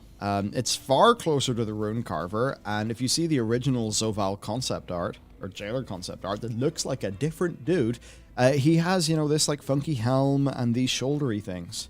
So this means that the Zovaal that is in that leaked concept art, or the jailer that is that leaked concept art, is this guy, but then this guy kind of looks more like the Runecarver, and the Runecarver obviously is the Primus. And then there was also that thing, right? We thought, you know, it's like you give the Runecarver his sigil back, and it's like, bam, he's back to himself as the Primus. You know, Zovaal, I maybe thought, right, Zovaal's going to get his sigil, and because he'll have his sigil back, you know, he'll turn into the Zovaal we saw in the concept art. It would kind of make sense, right? But then when Carestia loses her sigil, she doesn't turn into like a withered thing. No. Same for the other characters, right? So there's like inconsistency there in terms of how the sigils are treated. That's a bit funky. Yeah. So the whole thing is just a bit funky. Mega take: what if Pyromancer's leaks made the dev change story law? Nah, okay. Certainly. Would be funny. I mean, I even heard once of like, you know, add-ons got incorrectly added on a beta. This is like years and years ago. I think this is the Legion beta actually, and like supposedly the devs were like beyond livid at that situation. So, you know, if they're going to get that angry about add-ons being enabled too early in beta, I mean, holy shit, what are they going to think about something like that? So I think they absolutely will have been furious about that leak, which absolutely is fair and reasonable, actually. That was... there's like leaks that are blowing a whistle on something that's important that somebody should know. Yeah. But then there's leaks where it's just like, hey, here's a key bit of knowledge that could make you predict the ending of something. And, for a lot of bits of media, I'll just make it worse and kind of take the dev's thunder away, which isn't really fair. So I don't think they changed anything because of that leak. I think they were almost certainly furious, as I would be too if I was in their position, because ultimately somebody broke an NDA, which means, they broke their word, and that's a non-honorable thing to do. I mean, okay, if you break your word, you break your NDA because you're blowing a whistle and that's sort of the greater good, yeah, it's an honorable thing to do. But if you're kind of, just not doing it, or, you're just doing it to leak shit. I remember, I think was it Schreier, whoever it was, talking about their evolving policy when it came to leaking games. I think this happened because I think there's a World War II segment in an Assassin's Creed game or something that tells you the Assassin's Creed game is going to be in France or whatever. And it's what led to Kotaku being blacklisted by Ubisoft for years. But I remember, I don't know who posted it, but it was like some evolved thoughts of the newsworthiness. Right? It's like, no, okay, we're not going to leak just to ruin devs' days. We're going to leak if it's a newsworthy thing to do. What if the leak was on purpose? That would be interesting. I don't think so. I can't see any reason for that to be. I don't think they tend to go like that. But hey, there could be some lone actor who's really salty that Could be. that it happened like that. Now, we have a funny story. do I indeed. did not know that there was a film directed by Richard Attenborough. And, movies like, Bridge Too Far, called Shadowlands, where Anthony Hopkins plays author C.S. Lewis from Larne in Northern Ireland. Aye. So there you go. There is a Shadowlands movie with Anthony Hopkins in it. It's a bit different from the Shadowlands that we have, though. What on earth is all this, Matt? The full cover's in there. If you into that. There you go. There That's the movie. This Wow. was a joke. The real story here is actually there's a 4chan leak that was posted earlier today, or I think it was today. I don't know. Time doesn't exist anymore, but it's really we had a great time going over it, looking through it, and been this all sounds exceedingly plausible, and it's not a leak on 10.0 or anything. It's a leak on what the initial plans were for Shadowlands, what happened, and then what happened to it, and some internal stuff. So it's absolutely very interesting, and also it's a much better game than what we got. Yep. So at the very minimum, this is a pretty brilliant way to weave everything we've got together and have it all make sense. Yep.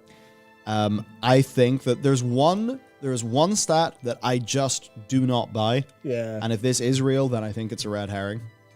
So luck. it's interesting, but a lot of things really do match up and line up. And that's the bit that, if you were to read only 95% of this leak and the one bit of info that I'm going to call up as being sus, I think you'd probably think this was real. I'll put it that way. So let's hop in. Right.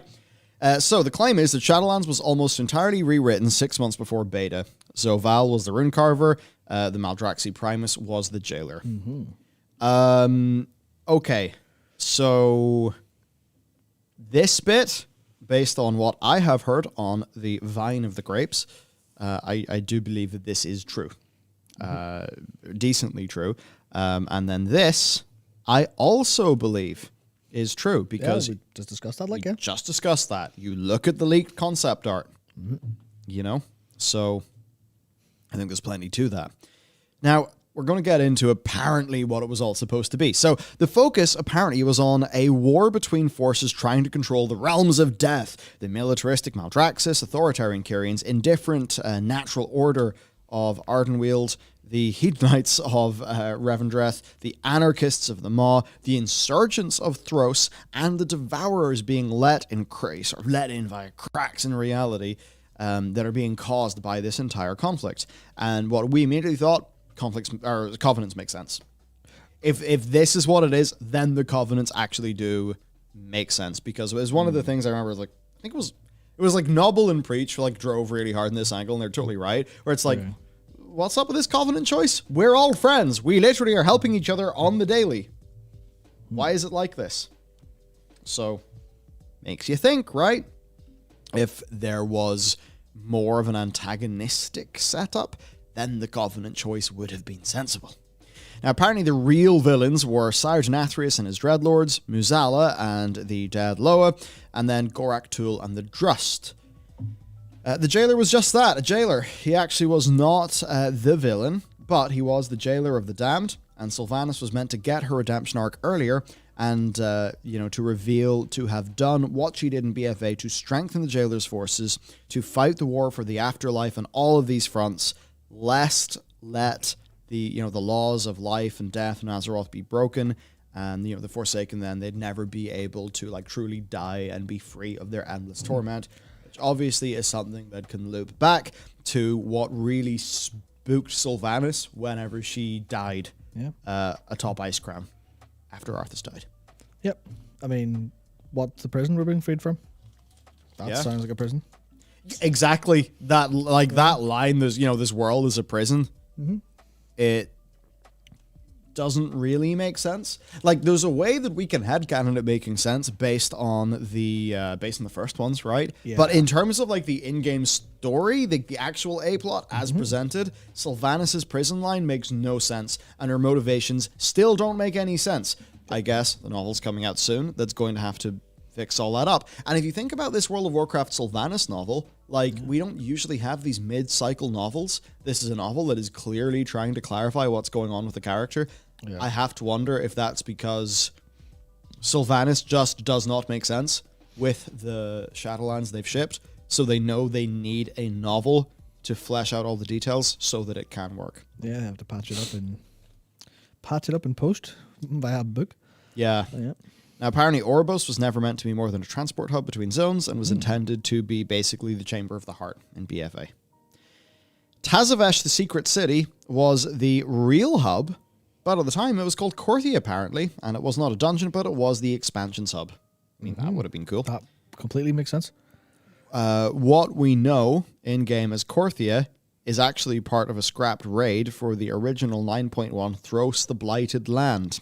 Players would team up with the Winter Queen, Ysera, and Huln High Mountain to rescue Tyrande from the clutches of the Drust, with the reveal of the Night Warrior actually being the power of Thros and not Elune, with the shadowy entities of Thros influencing Night Elf culture long before the Drust, along with a connection to the Curse of the Worgen. Yep. Certainly Night Warrior being that, and the Night Elves being confused over that, I think would be a vastly superior story, because if you look at the Night Warrior, it's like it went nowhere.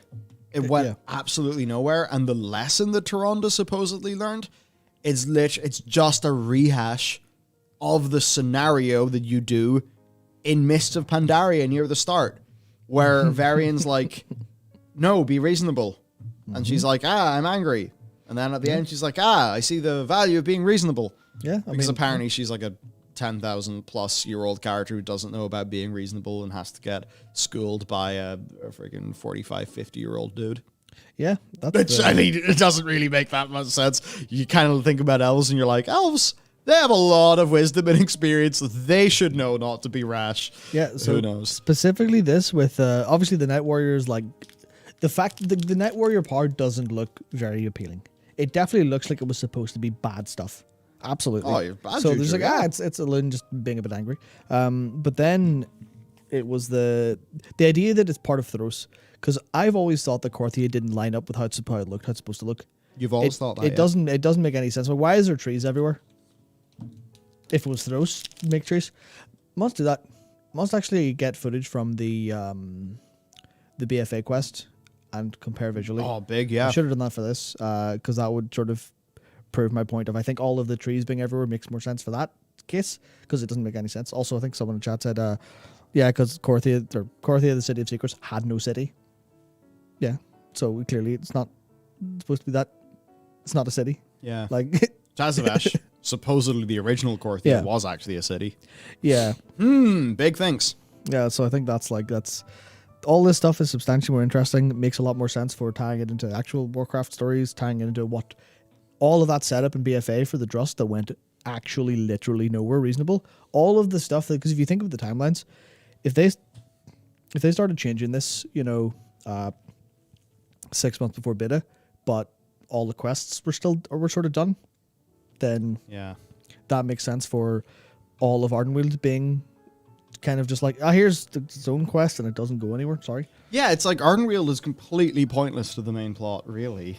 Like, yeah, Yeah. I guess it's tied to like Ysera and all of that, but so much of it is like, oh, the Gorm are no longer doing their function. This isn't good. Oh, Devourers. Oh, the Drust. And the Drust, it's like, yeah, done. Yeah. Just done super quick. And that's just weird considering the Drust were set up as a threat in BFA, which maybe would have suggested that they should have been a larger threat here. And it's like Gorak Tull. We could have had your man, Christopher. Yeah, and what do you call him? Christopher I was Judge. I was going to say Christopher Dring. That's the VGC guy. Oh, we could have had Yeah. Christopher Judge. We Yeah, didn't. And yeah. that's a big loss. And that's the in thing, my because book. Gorak Tull was definitely been set up as a villain. And Yeah. a notable one, because it had a name, had dialogue, had stuff that was more interesting than just, it's a bad guy.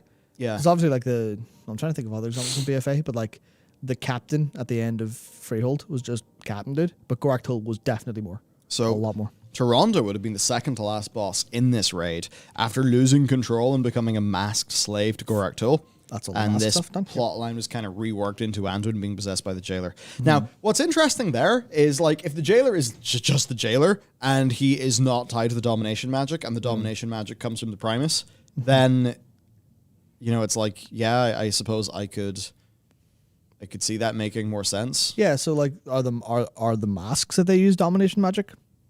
How does it work? What's Anything going related on? there? That seems like something they would have wanted to explore. Yeah. It's like, where did all these masks come from? Oh, they've come from the Primus. Interesting. Yeah. Okay, so to continue then, we would, depending on faction, use a connection to Bomsamdi and the Loa, or the Druids of Kulturas, in 9.1 to make a safe hub in Thros, where we would level up along with quest progression, thinking of the Molten Front or Isle of Thunder. We have nothing like that. Yeah. We've got Korthia instead. While it never reached significant development before the rewrites, the original on paper idea was 3 content tiers post-launch. Launch would deal with Denathrius and the Dreadlords, 9.1 Thros, 9.2 would be a troll raid that got cut down into the other side dungeon against Muzala and his connections to the Lich King. Yeah, and then finally, 9.3's Eternity's End is where all of these conflicts would have allowed the walls of reality to break down. Yeah, so I mean the other side, obviously, for how long was, I mean, you'll see it if you look at our channel during BFA, the amount of stuff that was set up for Bomsamdi, for Vol'jin, for Wazala, and all of those connections, and they ultimately just kind of, you know, it was just a wet fart in the end. It's like, and Tied up yeah, in such a neat bow, and it's like, there we go, done. Yeah. Muzala, oh, he's chuckled, he's gone. yeah, that was it. It was like this really interesting villain that they'd built up for so long ended up just being, just a puppet of the jailer. Yeah, and is gone. It's like, really, even that setup in Legion and all, and it's just gone. Weird. Yeah, so I mean, I think that makes sense. So apparently, anyway, when reality starts to break down, the Shadowlands are appearing in the skies all over Azeroth, Outland, and Draenor as Devourers pour in, and the players would ally with the remnants of the old gods, such as the Klaxi, to combat an outer god. Yep. And is this where we maybe think about, I think it's some dialogue from the Paragons of the Klaxi fight, if memory serves, there's something there. Because they're talking about like the sort of grander picture.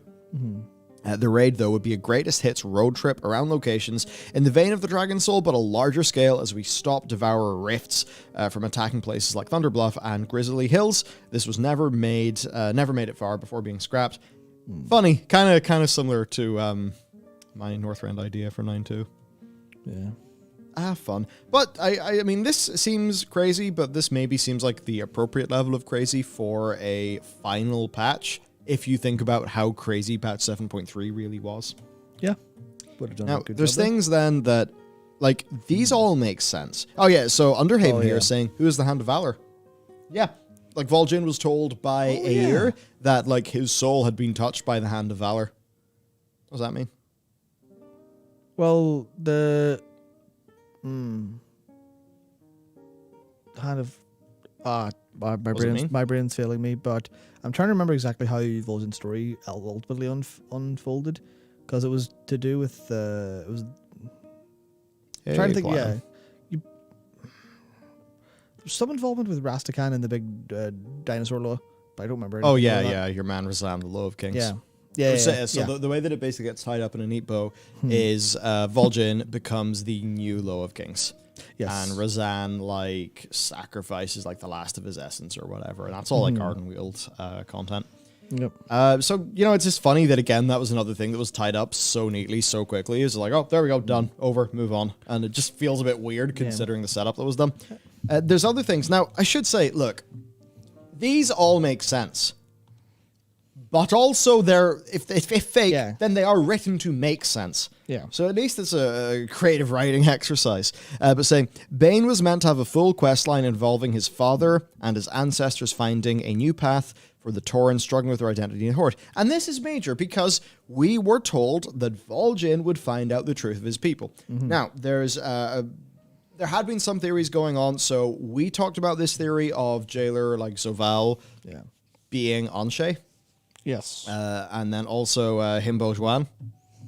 On Twitter, who's does quite a lot of like, the crazy, it's Live like tweeting, yes. It's just let's go into the fucking madness realm. Here is a big tweet thread about a theory, and it's all fun. So there's a few people who have been thinking through, this, just some things about like how in Eyes of the Earth Mother, Anshe is portrayed that like, even just like the hole in the chest kind of match up with Zovaal. We were then told that like Bane would learn the truth of his people. And of course, like they're an ancestor worshipping society, and Bane is going to the place where the ancestors go, seeing Tauren memories be purged from Kyrians and shit. It's like, why was like nothing was done there? So I think there's definitely cut content with Bane. I mean, they could never have planned to just have him sit in his ass. I think that they wanted to do some stuff with Bane that would tie, that would be involved with Anshe, so that we would then get dual minor lore progression of Elune via the Winter Queen, and then Anshe via Bane, that would then set up like all of the Tauren creation story. Yep. And that would be relevant in the future. Yeah, I mean, if you feel just like that's the thing where we like to clown on them for the inclusion of Bane, but it's like in what universe would they bring all these characters and then do nothing with them? Yeah, they evidently had a plan. Yeah, that they did not get to fulfill. Yeah, and for anyone who's joined, this is someone posted this on 4chan claiming to have recently left Blizzard. Yeah. Yeah, now Thrall. He was apparently meant to have a story, a quest line involving Drekthar, who was originally going to die of old age during 9.0 and Duratan, which would sort of reconnect him to his roots and actually restore Thrall as a shaman. Because that plotline never got finished. Didn't. Yeah, that just didn't happen. Where's Thrall now? He's doing shaman stuff in what do you call it? Just he's in the raid. Just he's throwing lava bursts at bats, and then Bolvar is using his two-handed hammer to hit them, and also there's holy magic, the holy hit effect from like Uther is the one that Bolvar has, which is just an interesting thing.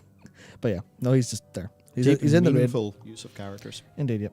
Jaina was meant to have a quest line involving the Proudmoore family and her father's imprisonment in Revendreth, which, like, come on, that would have been the perfect follow-up to Jaina's Battle for Azeroth story. Yeah. But he would refuse to change and would choose Oblivion, but this was reworked for Garrosh.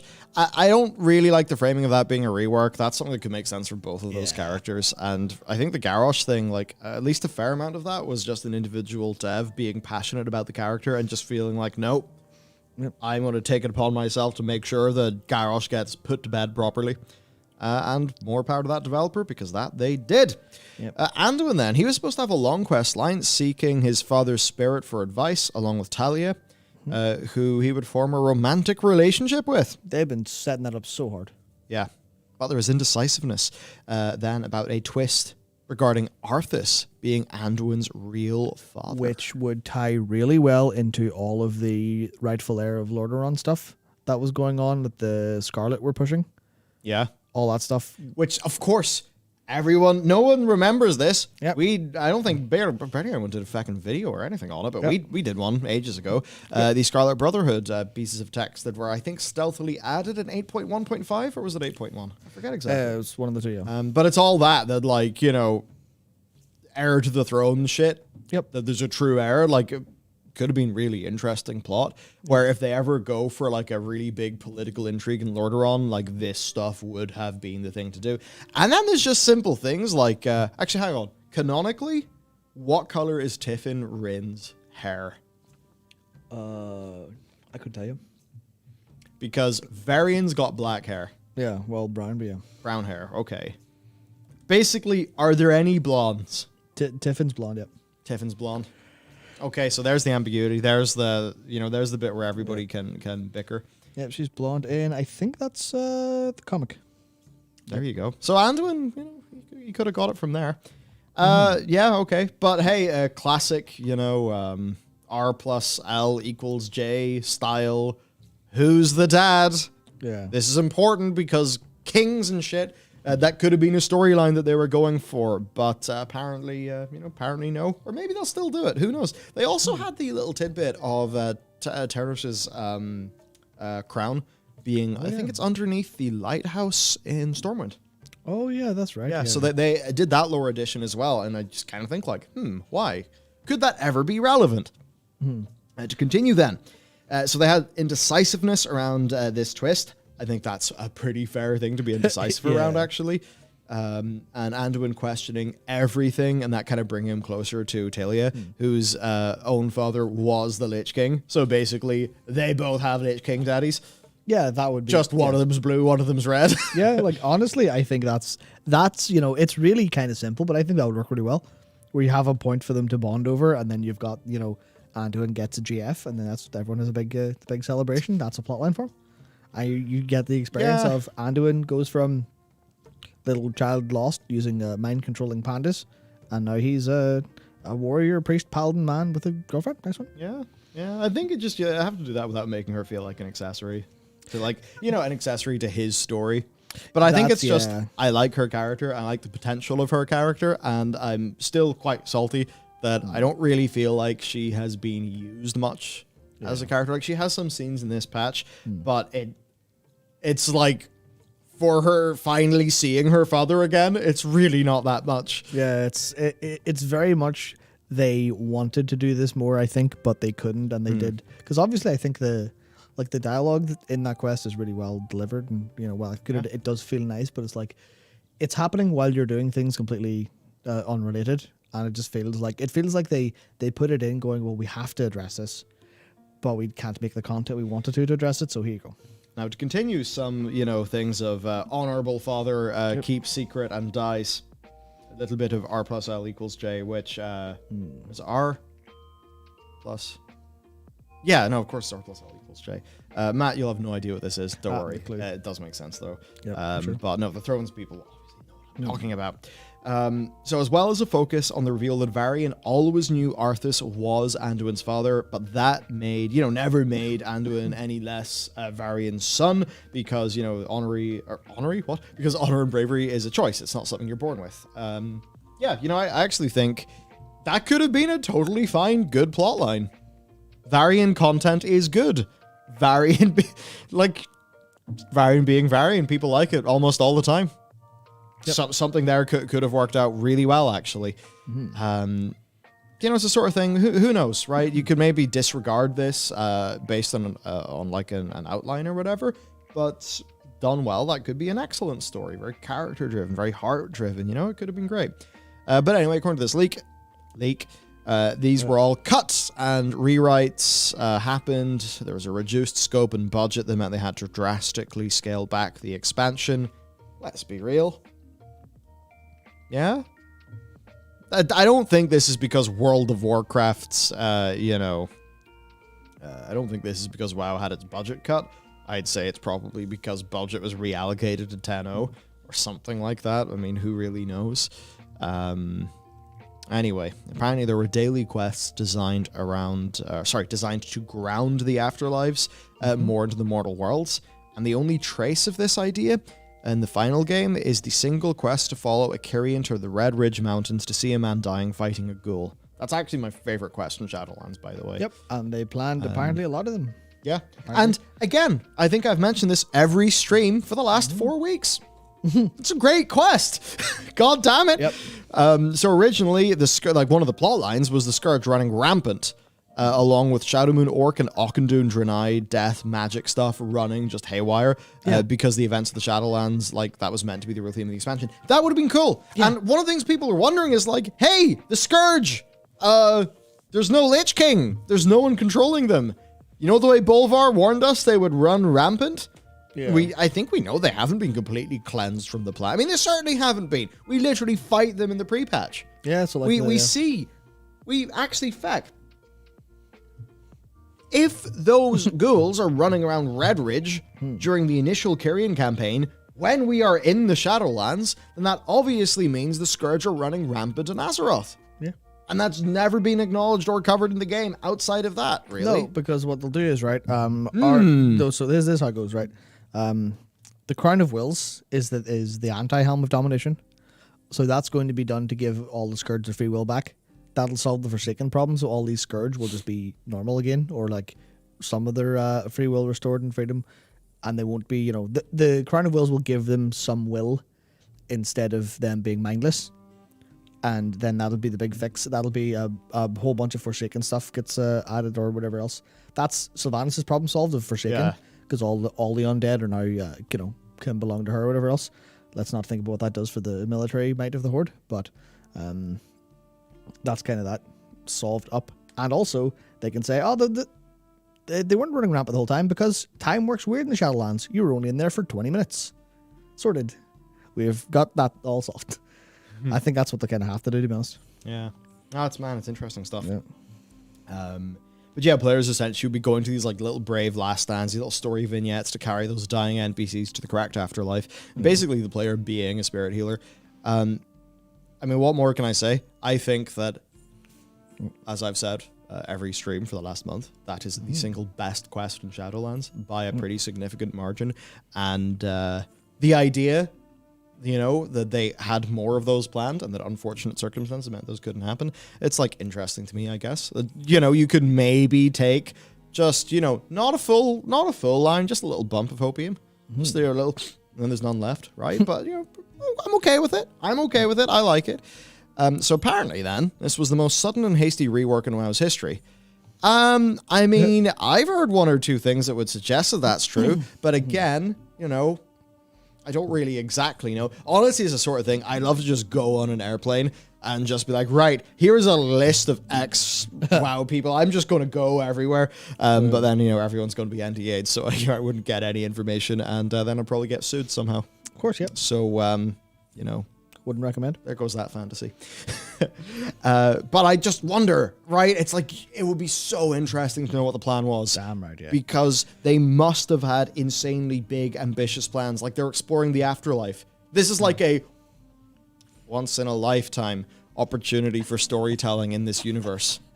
And that there are those little glimmers, like the Red Ridge quest, just makes you think, what could have been? When they were just sitting down at the whiteboard, just idea vomiting, like all the cool shit they could do. Like, imagine how much there must have been. Yep. Right? It just kind of makes you sad that it's like it's as if all of their best ideas and all the good shit just got cut. Yeah. And the reason why everything there is shit is because that's just like the assets and the stuff they had made that they had to, they had to be like, we got no content. Shit. Do a few campaigns. Terran, help. Yeah, we need Cinematic's help, please. Yeah, which would also, actually, fucking hell. Why is the A-plot something that primarily happens in YouTube videos? Well, that's obvious, because they had made all... Why is that not a quest? Because they made the A-plot, and then decided it wasn't going to be the A-plot, and then they needed the cinematic team who are obviously a lot more agile in what they can do, because they've got until now to make the content, as opposed to, well, you can't go back and change Shadowlands base content. You've made it, you have to push it out. So that's the thing. And that also might even be why there's no big cinematics, the big, like, old soldier kind of ones, because if they had written plot lines for that, but they couldn't tie them in game, then they just can't go ahead with them. Yeah. And that's a case where you can't just go, we have suddenly shifted, right, big cinematics team, go and do this real quick, because that is, like, that's something you'll need to plan a long time ahead and work on for a long time. Yeah. And maybe they haven't had that opportunity. So I think that they will have known that Shadowlands has been in a really rough spot for quite some time now, because the developers are always aware earlier than the players are, because, it's like that Yoshi P quote talking about, like, it's like that silent majority of people that just fade away from your game. Like, they can see that in the numbers, whereas all we can do is talk about our experience. And that just makes me think, right, will they have a complete crazy bumper, an absolute like big amount of just a big tasty of a cinematic in April 19th for the new expansion reveal. Because you think about it, previously, right, what did that cinematic team do? Well, they did the BFA opening cinematic, which, I mean, let's be fair, was so good that Coca-Cola decided to ape it for a really silly advertising campaign, if you remember that video. Yeah. But like they did that incredible thing. They did Old Soldier, which is like, what, 21 minutes? 22 minutes? And they did the big Shadowlands CG. And they've done nothing since. Well, I mean, obviously they're working on something, and that's what makes me think, like, could they know that there's been, such a rough situation for WoW? That, like, in April, they just, do they need to just come out swinging? Yeah. Who knows? I mean, it would be daring, or even the, I don't know. But, like, I think if the next expansion had more of those, like, marketing points to rally around, it would probably be in the best interest of the game. So I just wonder where those resources have been allocated, because if we think about other Blizzard projects, I mean, fucking hell, man, wait a second. Hold up. Right, this is the big cinematics team. So what have they shipped? What have they delivered? Because they delivered Diablo 4. Mm-hmm. Holy fuck, that Diablo 4 trailer is cinematic's one of the coolest. It's really nice, yeah. So cool. Really like good. when was that? When was the D4 revealed? Was that 2019? It wasn't 18, because 18 was the April, the guy in the red shirt. What is it about red shirts at BlizzCon? But it was the out of seasons April Fool's joke. That was 18, right? Or was that 2019? Time doesn't exist. Yes. No, I think you're right. I think it was 2019 was Diablo, and then 2018 was the Oh No. So if you just think about the sheer density of super expensive cinematics that they will have made there. So what other projects will they be working on? Well, Overwatch 2 stuff, but that's not coming out this year. Well, okay, Overwatch 2 PvP probably will come out this year, but PvE is almost certainly next year. D4, I think that's probably 2 years from now. Yeah, for sure. So what's the cinematic team working on? I wonder if WoW is going to... if WoW is really going to get a lot of their time, because Blizzard's maybe looking at this and kind of recognizing, like, WoW is our cash cow. We really need to make sure it's okay. Cinematic team go brr. I don't know, maybe. Oh, yeah, WoW Mobile as well, yeah. Oh, yeah, of course. They'll probably do a full cinematic for that to really push it hard. I mean, they did for Diablo Immortal, didn't they? Did they have a wee cinematic thing for Diablo Immortal? Yeah, I think so, yeah.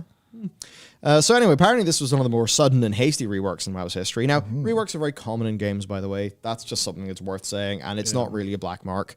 It's a very common thing. It's a black mark if it results in a product that's not good. Yes. But if it's just, hey, we reworked this because it was a bad idea, it's like Diablo 4 is probably a case of that where the ideas they tried were probably just not going to work out so well, so they went, we'll go back to and sometimes the only basics. way to know that is to try, right? Anyway, so many scenes had dialogue, apparently, written with either no knowledge of who would be in the scene or, where or why it was taking place. So everything was super vague and non-committal, especially with the character development being cut. And I've got to say, I remember it's one of those stories that Kevin, who's his writer on our games team, has. It was about somebody they know, like, taking the red pill on Joss Whedon content. Where I just read out a few lines and just said, so which character do you think said these lines? And then suddenly realized that every single Joss Whedon character it's like they're different technically, but any of them could have any of their lines. Yeah, because they don't have a voice or anything. And that's the weird thing about some of these Shadowlands characters. Like when you just have Bane going for the Shadowlands, they're like, this is not what? So I just have felt that with a bunch of these cinematics. They've been really flat and kind of embarrassing. Yeah. And I wonder, if it's like the stuff that would have made those land, it just got cut. I wouldn't be surprised. Yeah, just no vision for it whatsoever. Yeah, so from the initial reception to now, Shadowlands has been considered a wash, like Warlords of Draenor. We were just told to power through it, get over with it as soon as possible while working on 10.0 at the same time. I think that is whether this leak is true or false. I think that is the case. Yeah, that's the Warlords Legion tactic, and it worked for them then. So yes, because look, there's not 3 major content patches. This will have 1 tier less than BFA, and BFA itself was a troubled expansion. So even with the troubles of BFA, they were able to do 3 full content patches. Yep. Additional raid tiers beyond Uldir. Yeah. So when's the last time something like that happened? It was WoD.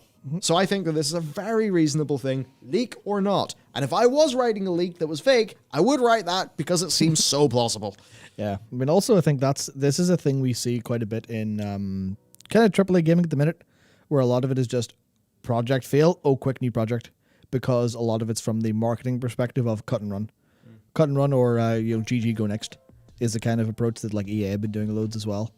And I feel like Blizzard, they're not doing that with Overwatch.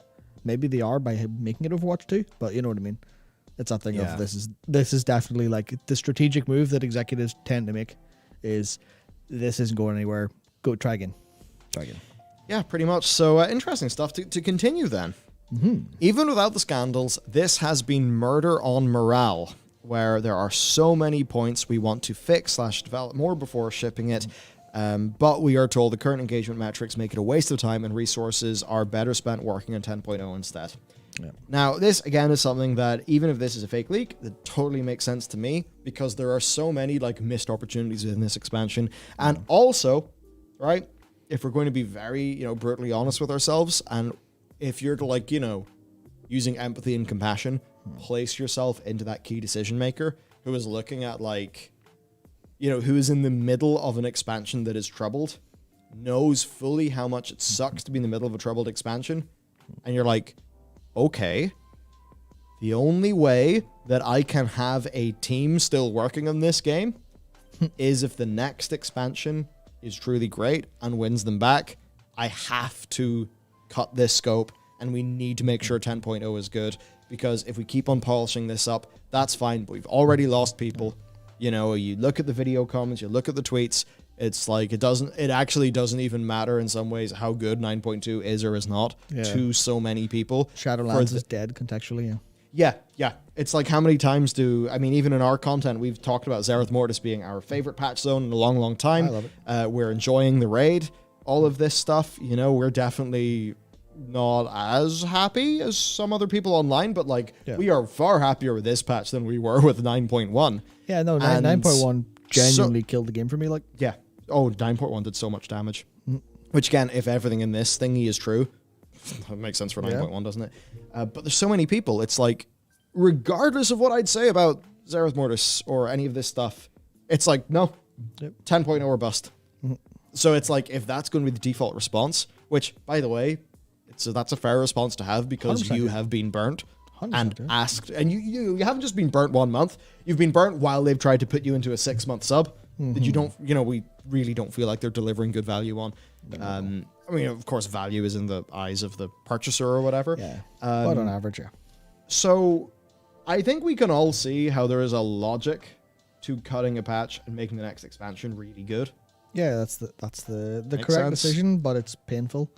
It's like the correct thing to do, like the hyper ultimate correct thing to do would be spend all the money they have, get their team, divert a bunch of resources into it and make Shadowlands good and work on 10.0.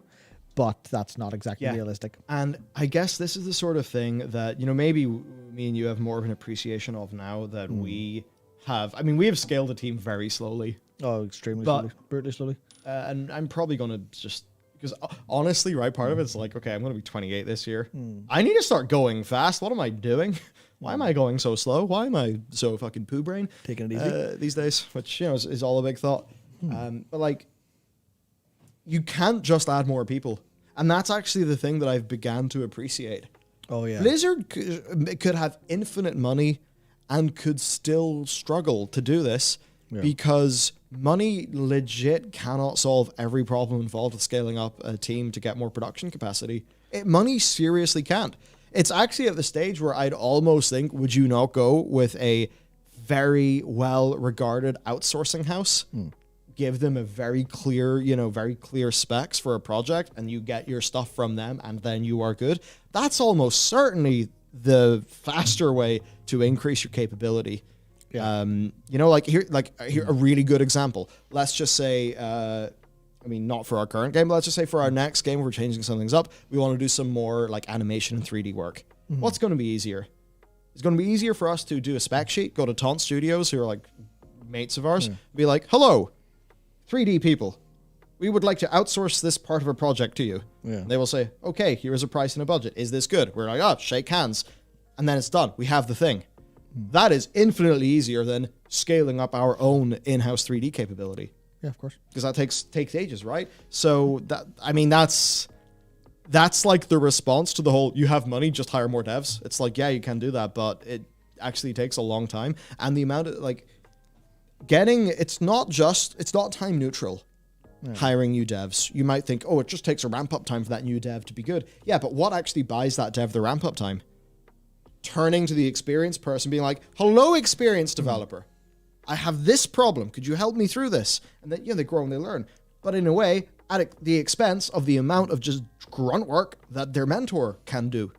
So adding new people slows the team down. And I have even heard that they did the big push in MOP to try to increase the team headcount. And, maybe they didn't do it that well. I think we can all agree that was probably a good idea in principle. But that apparently backfired and was quite painful for the team. So it's very hard to scale a company. And I think it's even harder when, this is a game developer, and how many people get into game development because they're interested in video games, not because they're interested in growing and scaling a world-class company that's incredible to work at. Which then also means you don't have necessarily the excellent skill set required to rapidly grow a team, right? It's like, is a gaming CEO who's just there for the games, what's the job of a CEO? It's to officially allocate capital. Yeah. Are they going to be able to efficiently allocate capital as well as somebody who is really passionate about that sort of thing? I don't know. Yeah, I mean that makes you think though, doesn't it? That's ultimately where the problem comes in, where it's Bobby Kotick's a great CEO. Well, was a great CEO. Maybe hasn't done a great job now, considering he's been slowly or rapidly forced to sell his company and leave. But Activision was built from nothing, from literally here's a couple of assets I bought real cheap, here's this big thing. But he never cared about games. Whereas motherfucker just went to town on that personnel bonsai tree. Yeah, that's the thing where it's that's the thing you need to grow a company. You need someone with that skill set, but you can see where it goes wrong. Where it's obviously there's a lot of problems with Blizzard. How much of that was Mike Morhaime not having the skill set as a CEO, especially when they had such explosive growth. Where it's we'll need to hire people. Don't know how to do it. And then you have obviously the problem where the people who go for the the CEO people don't care about the product or the people that much, and that's where it's you need a balance of perspectives at that top level as opposed to just one or the other. Yeah. Now apparently none of the fake leaks have been right about 10.0 at all. That's interesting. To be suggesting no dragons. Interesting. There's only one way to find out, and that is time. Yep. And obviously, if it is dragons, then we're like, oh, this is all bullshit. Yeah. Well, to be fair, I will say maybe this is not they're wrong about everything. Maybe it's they're not right about the overall thing. It's it could be the Dragon Isles, but it could be very different from the Dragon Isles. Maybe. Yeah, and you could have a thing about we're going to do this elf expansion in the Broken Isles and the Fallen Kingdom of not Kingdom, whatever of Suramar. And it's oh no, that's the Legion expansion. That's just a bit of it. So yeah, there's also that. Yeah. Now we never described Eternity's End as the closing chapter of Warcraft 3 internally. This only showed up in marketing after media outlets began making attention-grabbing articles about one of our competitors ending a 10-year story arc. Personally, this was a misfire, trying to compare and contrast at a time when we honestly couldn't, so we came off looking desperate and needy. Even in The Office, the walking on water stuff is still joked about. And that's just the thing to believe, they're also humans over there. They are going to laugh and joke at their own expense and stuff like that. Yeah. That's just how it is. Yeah, they're going to whether it's good for them or not. They're definitely going to see everything people are saying about their game and their expansion online. Yeah. Oh yeah. They'll be the number one, and this is how it is for even lots of content creators. They'll be googling their own name. They'll be going on to 4chan, seeing what's being said about them. They'll be doing all this, which is definitely just self-harm, but 100% it is. Yeah, no, it is. It can be useful. So it's a funky little thing. Mm-hmm. I'm not surprised. I'll say marketing totally like that. Marketing is, I think, fucking batshit stupid sometimes. It's wild. Yeah. I think WoW's marketing tends to be really cringe as fuck and feels super disconnected from the game sometimes. I mean, that's the case all that, it's stand as one, defy death. Even in the patch when we're not defying death, we're literally fighting to protect it, right? It's what the fuck? So, yeah, that all makes sense. Yeah, I mean, well, let me think. Was it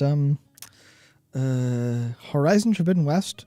The buses around here all say "Rise above our ruin." That has nothing to do with the game whatsoever at all.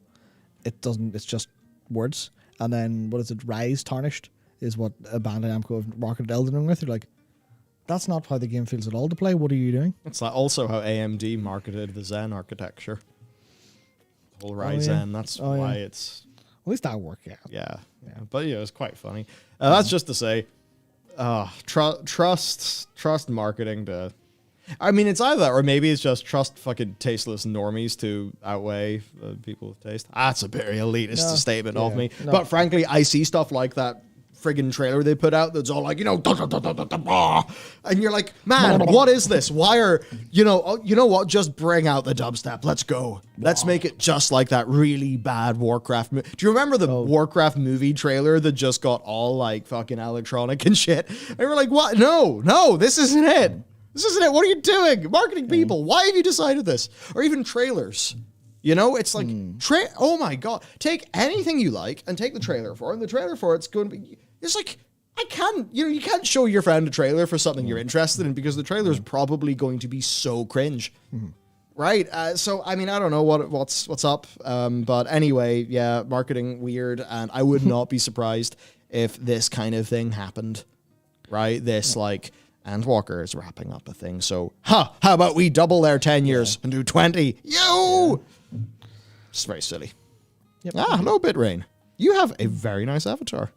GG. Brain. Oh, Bitbrain. Bitrain. That could be a game. Probably is Bit Trip Rain. I don't know. Probably. Oh, whoa, yeah.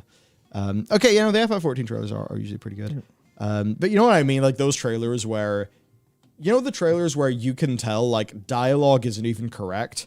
And if you actually look at the dialogue and then the lips that are moving in the trailer, it's just stuff that is being spliced together completely.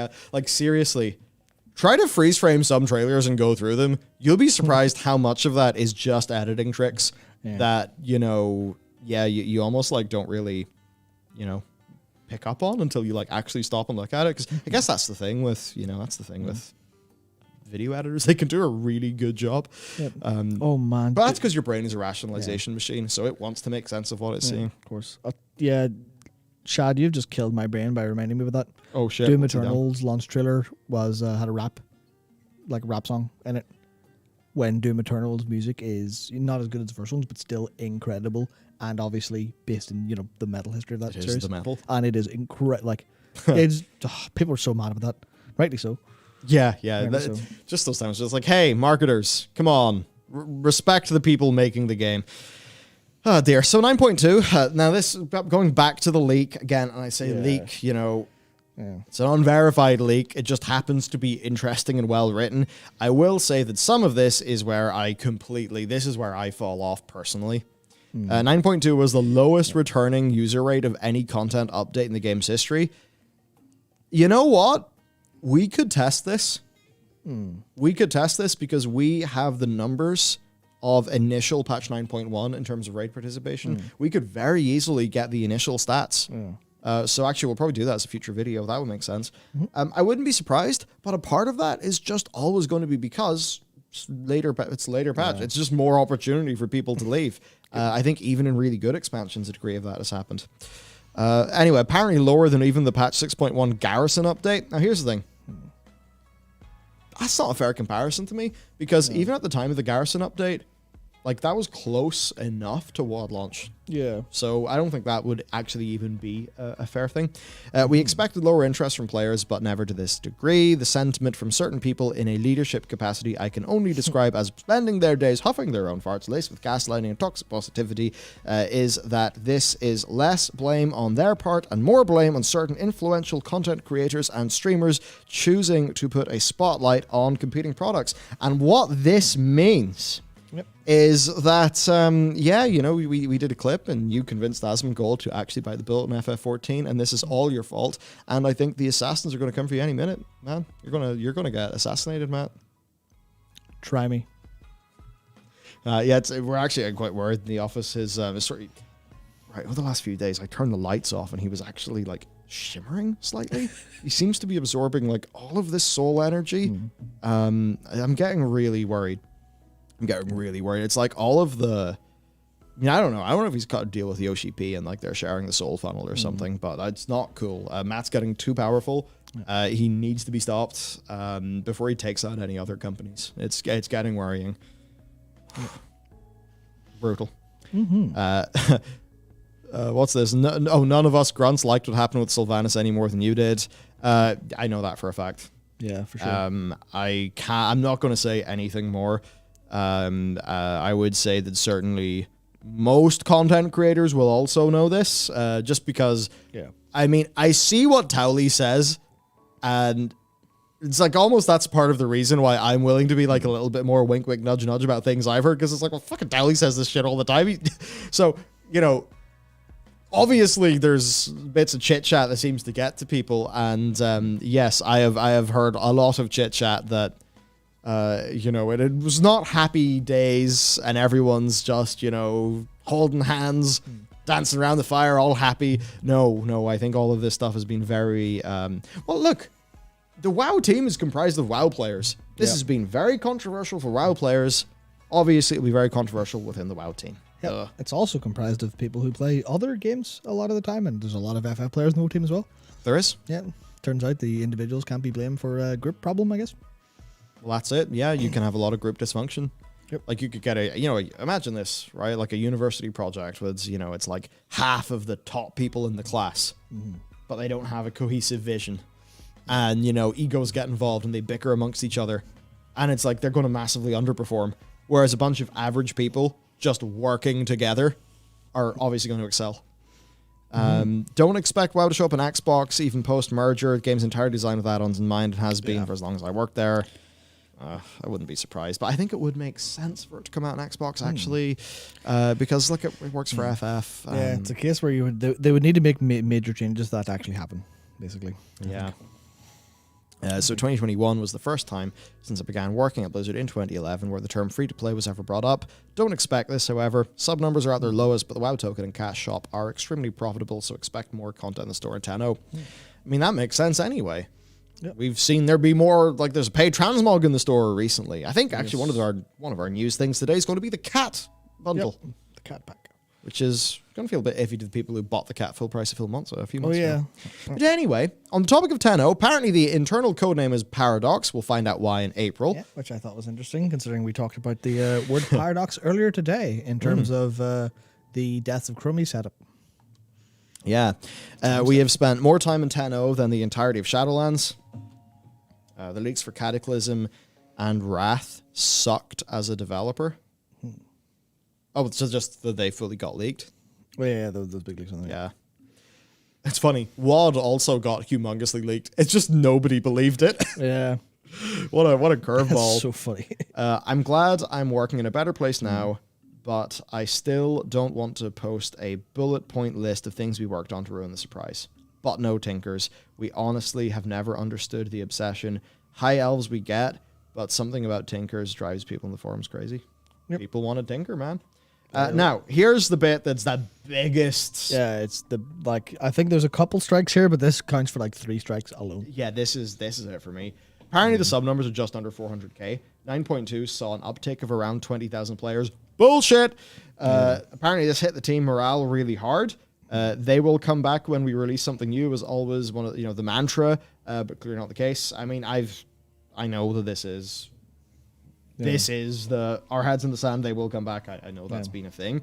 But, you know, here's the thing. Sometimes you actually need something like that to be able to just fucking go forward. Yeah. It's like, okay, cool. We can either have a convenient life so we can get our job done for 6 months, or we can just fall to despair.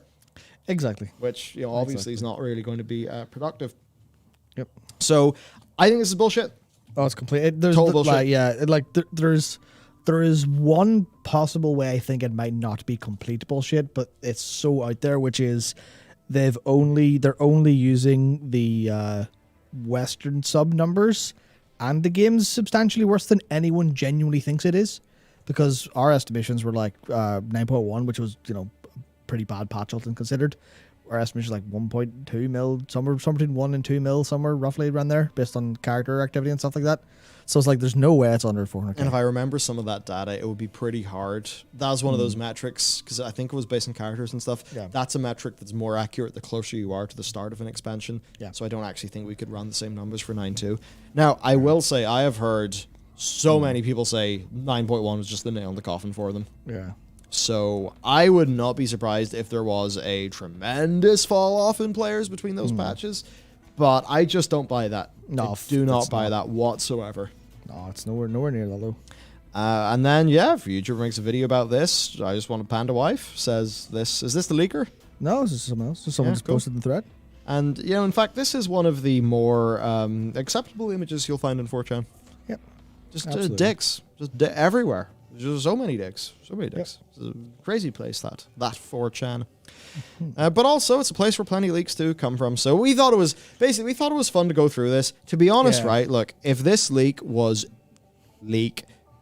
only this shit, we would not have at all covered it. But it was just that given the previous topics we'd talked about and the, this like narrative stuff, because this as a fake leak can only survive by drawing lines, drawing parallels between like plot threads that could have been expanded upon more. So in a way, this is more of a representation of the potential of the Shadowlands. I think going through this, we can all see, yeah, there was real potential there. There was other things that could have been done. Going through the the Wowhead investigation into is the jailer even the jailer? No, the jailer's not who originally the jailer was going to be. Like, all of these things just kind of tell us something else going on. There was something more, something different, something changed. Yep. So it's I guess it's that case of it's not maybe it's not super important, but it's fun to think about. That's it. And if it turns out this is the part that annoys me. If this is actually their plan, do you think it would be worse for them to say, hey, here's what we plan to do? Or better? You see, the thing is, if they canonized that was their plan, what they would then do is damage the foundation of all the story going forward. So in a way, they kind of can't acknowledge that. Yeah, but at the same time, should they be making the long-term play of, worry about that, or should they be going for the, please, players, please trust us. Please trust us. Please, we had an idea and it went wrong. Yeah. Please. Because otherwise, if it's like, well, if they're just going to say, no, we planned this the whole time. Like, if you planned that, I don't want to buy 10.0. That's exactly that's exactly why I'd be like, Ian, you can't say that in an interview. This doesn't feel like it was the plan. This stuff isn't good. Take ownership of your loss. Don't pretend that the loss was all part of the plan. Yeah. Like, if you want... like the premise. Yeah, it's like if you like, maybe that is the truth, and that's unfortunate. But it's like, even strategically, you want people to have this like possibility space where we just are in the bad timeline of what could have happened. Exactly. That's really important because they need to have hope that it could be the good timeline next time. Yeah, exactly. Now, let's talk about expensive legendaries. Legendaries. So, here's Noodle just saying, just let me spend a hot $40 for my Shadowgast ring at level 291. 300k. Why? Like, why? Economy. Floof. Here, Floof just saying, 90% of the people I know, 90% of the people I know have bought every single legendary with gold from WoW tokens. Blizzard sees these stats. They're not dumb. Won't be surprised if they tie crafting to player power just as hard next expansion. I don't know, because there's times like where they've made leveling so much faster, even though they sell a boost. Yeah. But it cannot be denied that they made loads of dollar off boosting, and they are making loads of dollar off legendaries. Yep. And it's like, if you have WoW token in your game, then you now have the responsibility of not being pay to win, or not feeling pay to win to players. Which they are failing at here. In this case, they are. Now, a lot of people will say that this is power you can get otherwise, therefore it's pay to skip to get more power. But, at that point, it's like, man, all right, sure. Yeah. Either way, there's a bit of a problem, so let's just talk about that. Yeah. So, I mean, like, how much are these in our server? The rings, I think, most things are like at 291 are in and around the 100k and a bit. Okay, I well, think we're in a like decently big because server leather shoes at 291 are about 125k. Gotcha. And I think it's the rings are about 100k. So I mean that's still plenty of money.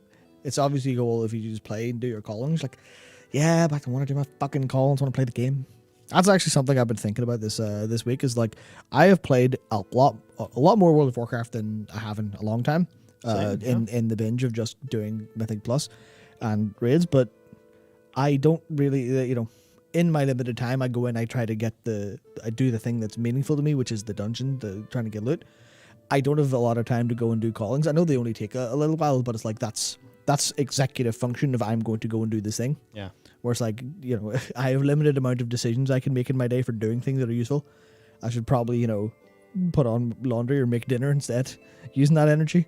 So it's that case of just, man, I feel like I have to go and do a bunch of shit I don't really want to do in order to play this game. And that's like, I don't know if that's a great experience. Obviously there's a whole load of problems in solving that, but it's just that thing of, is it a bad idea to get a load of gold for doing Mythic Plus dungeons?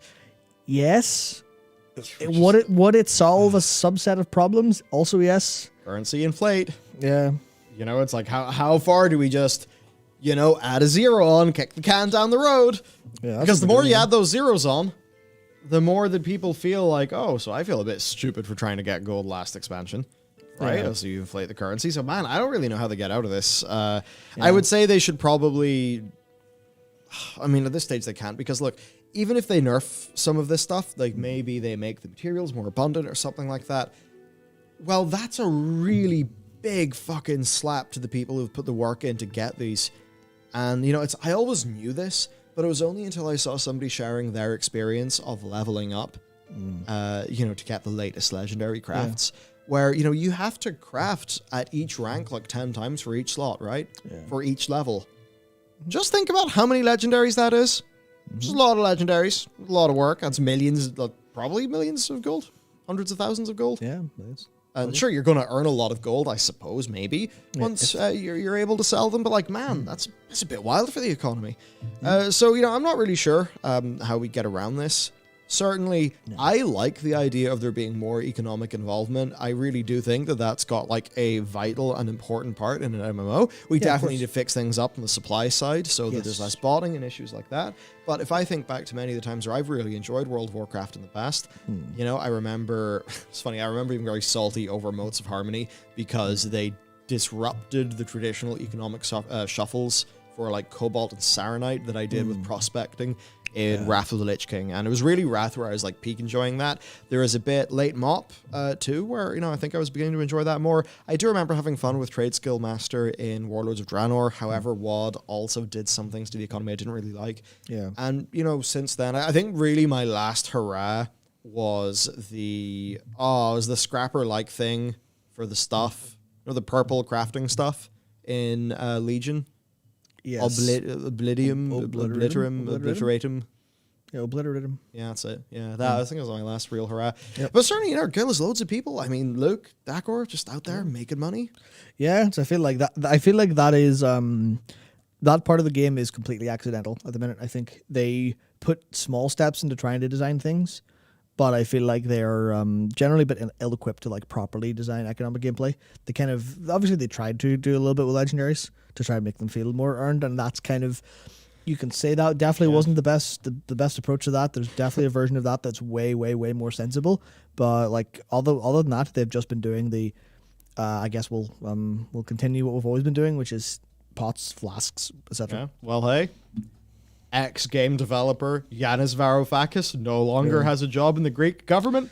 Get him in, Blizzard. Yeah, go for it. If you don't know, he was Greece's finance minister, and I believe a whole bunch of stuff happened at the party. He's no longer that. But before that, he was at Valve. He was like the resident economist at Valve, doing things, which obviously is important because Valve let a lot of genies out. They opened up Pandora's box in terms of video game monetization, didn't they? Thanks for trading cards and TF2 loot boxes. Thank you. Thanks, Gabe. Yep. Look what other people you mean you did hats? Look what other people did. Oh boy. Yeah, so I suppose legendaries. Wow, Dakor is really angry. He's went in, yeah. Yeah, he's really angry. But I suppose that's what happens with Mythic Raiders when they exist. Yeah. It's very hard too because there should be some texture. There should be like that degree of having to work to earn the thing. And I know Mythic Raiders are very happy to work to earn the thing. It's just for them, it's like, okay, well, the hoops are just ridiculous. But it is undoubtedly a challenge to design a loot system that's going to be, let's just say, you know, engaging to... Imagine if we didn't have a guild and we just did world content and a few pugs. Like a loot system that is engaging to them is engaging to, you know... I guess a heroic curve guild like us, but really big asterisks in that because we didn't get curve last year because we stopped playing World of Warcraft and now we can't field a full team of only guildies. So I kind of doubt we're going to kill heroic Zovaal, to be honest. But like, how do you make a loot system that is successful like every stage of that chain? But like, not just is successful, because I know FFs will basically work for everyone involved. Yeah. But what Blizzard want is a like really hyper engaging. They wanted to be hyper engaging at every level. So it's like, how the fuck do you design that? It's like it's gotta fit so many different requirements for so many different sorts of players. Yeah, it's a really hard problem. Yeah, because FF14 is taking the path of least resistance, which is do it let's easy. make this not very engaging or time consuming or you know, have any downsides for people. It's absolutely not exciting. Yeah, that's you know, exciting. Yeah, it's way. straight up remove all the downsides. We've just lost a lot of the upsides, but we feel it's worth it in that case. Yeah. So it's like Blizzard need to do something something different than that, obviously, but in the way that works for everyone. Or in a way that, you know, works better overall. Yeah. So interesting. Yep. Now, other things to talk about then. So you want to talk about the Resonant Peaks? Oh, I absolutely. I love the... Okay, you still do want to talk Fucking about the Resonant Resonant Peaks. Peaks? Okay, cool. Well, Matt wants to talk about that. We've got TBC Classic Salaman. We've got the really, really cool Hearthstone reveal. Oh, yeah, that's just... Actually, great. That's just good, yeah. Felt a bit inspired by... Is it James Wan who did the... I think so. Is he the one? I think he did a Fast and Furious and did the Aquaman movie. You know the bit where they're flying over Africa and then the song Africa plays? That's what and you're like, holy fuck, this is a subtle movie. That's pure and pure there's also Kino. the cat sale. Yep. Big cat sale and some other things. So I suppose, Matt, Resonant Peaks, Yeah. you've been a bit... There you go. What's Matt mad about this week? Yeah, there's the TLDR, which is I talked good shit about the Resonant Peaks when I first encountered them because I thought happy? they're really cool, really interesting. I was like, man, I'm looking forward to getting the upgrade for Poke where I can slot them into the Coreless Automa because there's clearly an Automa there that I'm supposed to use up here to progress in these Resonant Peaks. Because I was like, oh, this is really interesting. Oh, I've not been getting. Oh, I'll figure this out. I'll explore. I was like, okay, well, I didn't go back after getting the Coreless upgrade because I'd forgotten, didn't have time. Then, of course, this week's campaign happened. And what did this week's campaign do to the place that I thought was interesting because I was exploring it by myself? Don't know because I haven't played it yet. So, quest markers. What? So, you need to get these ciphers on the walls and around the place. You find them, click them, then you can go to the next area. You refill your cosmic power by killing a bunch of dudes and standing in the beams of light. Then you get your power and teleport to the next place. And you kind of look around and look for, look for the ciphers, etc., etc. But this was just, I did it with as part of the quest, as part of the campaign. And because it's World of Warcraft, the quest objective is just, there it is. I didn't have to look for it. It told me everything I needed to do and then pointed me directly to where I need to go. And it was all just quest objectives and quest markers. I'm like, this... So close. Yeah. You were so close. Yeah, but it's a thing that it really struck me how much I thought it was cool. And then I did it as part of a campaign quest. It's like, this is just boring now. This is boring because I don't have to look for anything. I don't have to think about this at all. It's literally just the NPC says, click the thing, get the power, teleport. And it just trivialized it so bad. It turned it from this little exploration, this little puzzle into nothing. Into, I've closed my eyes and content has happened. That's what it felt like, honestly. So, okay. There's a severe problem that came out with two games called Skyrim and Dark Souls. Yeah. And I was just waiting for, every single article involved to be like, this is the Dark Souls of Skyrim. Like just ever drawing the comparisons. But I would say one of the things that people have loved about Elden Ring is that it doesn't have the quest objectives or anything like that. It's just like, you talk to the NPC, you work something out yourself, you discover, you explore. So that's why you have felt so enchanted by Elden Ring. And I think that's maybe also why you felt very interested by the Resident Peaks, because you walked in, you're like, what's this? Oh, what do I do? You discover something. Yeah. So then what happens is that, it just turns into a quest markers and objective. And it's almost like the gameplay verb has changed from explore to complete. Right? It's like that's what the quest marker does.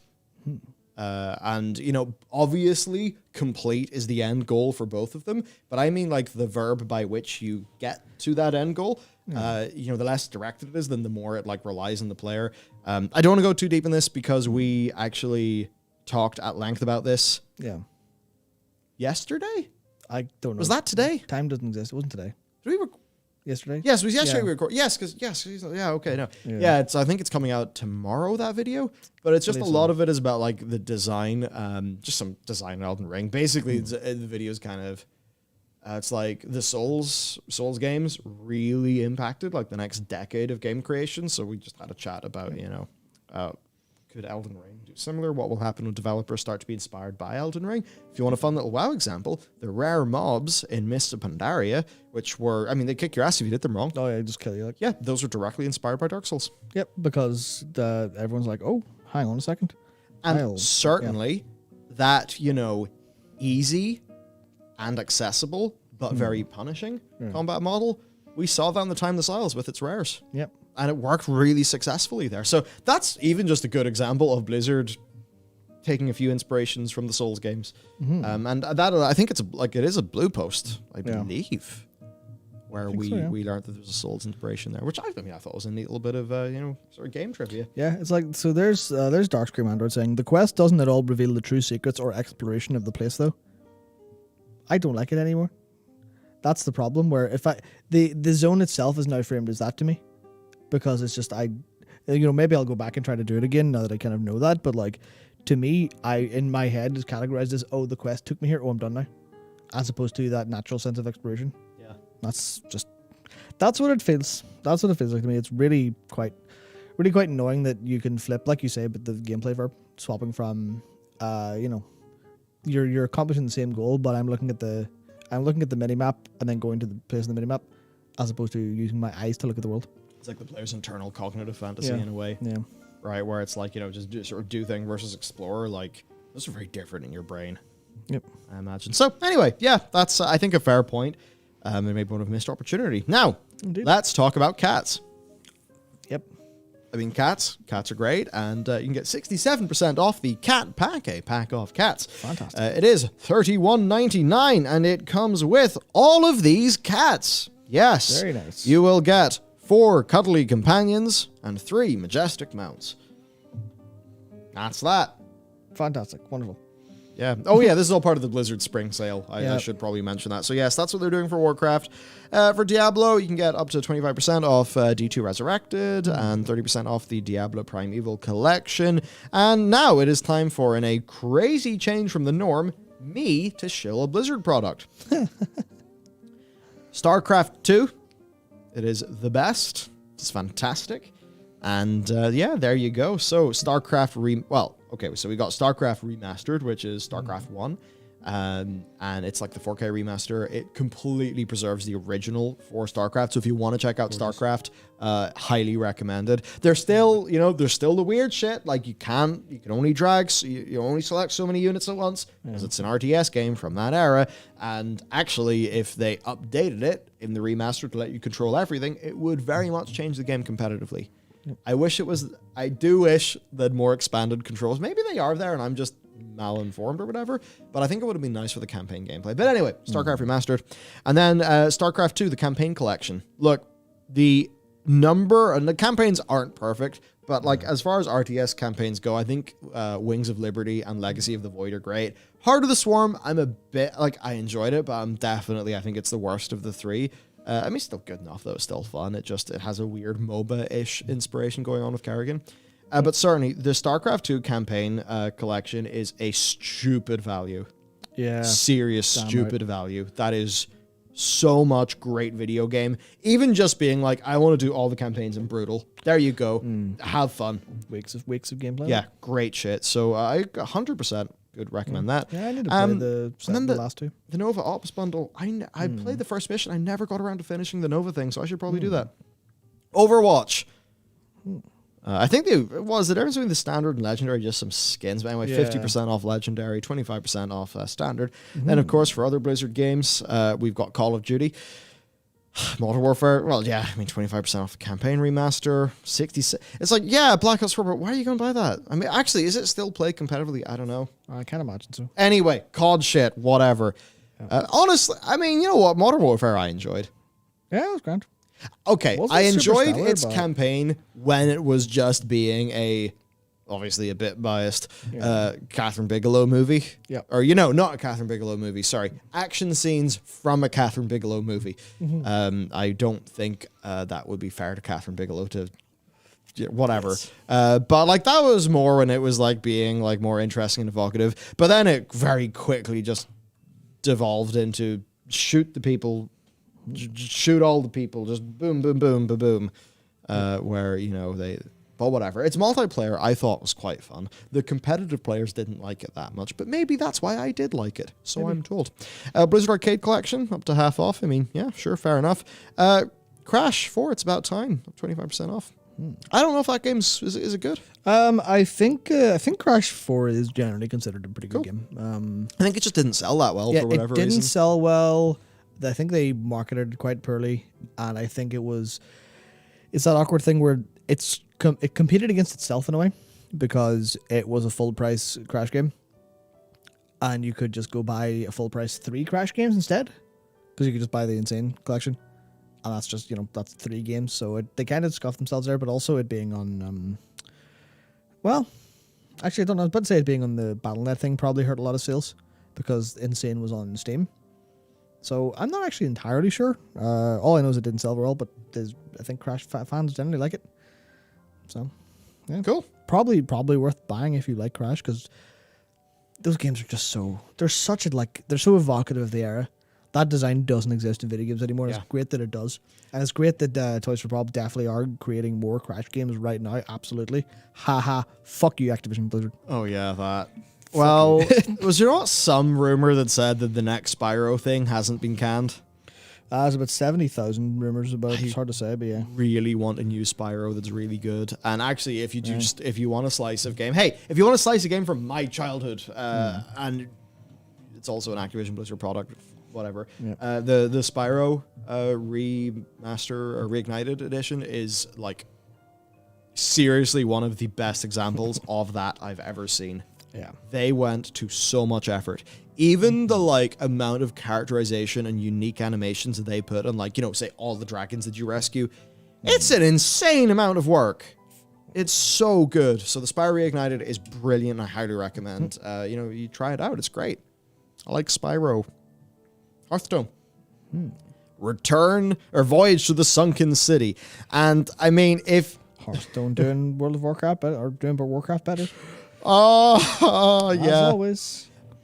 I guess if I had the most easy bit of feedback, I would say to the WoW people, it's like, hey, Hearthstone's Book of Mercenaries feels more Warcraft than Warcraft has in ages. Ponder this, please. The Book of Mercenaries content's great. Hearthstone's a great game, in fairness to them. They're making the most of being a digital card game and just kind of going loopy with it, which I like. And any of their single player modes are just cool. I remember the amount of time the roguelite one, the Dalaran Heist roguelite one, we just sat here in the office. I remember you showed it to me, and I think you hung around for an hour and a half or something, and you went home. Yeah. And I just stayed in the office for 4 hours So good. playing it. It was great. Anyway, their next expansion, you'll be able to see why I said, hey, is this like the fucking Aquaman movie? Because otherwise I wouldn't have said Aquaman. I would have said maybe one of the Disney Atlantis movies, but it was just that it's got the electronic music. Oh, yeah. That's what made me think is that. And also, the spaceshipy thing. But hey, anyway, it's really high effort. It's really high effort, really cool. Their Hearthstone, animated content is just always so fun. Damn straight.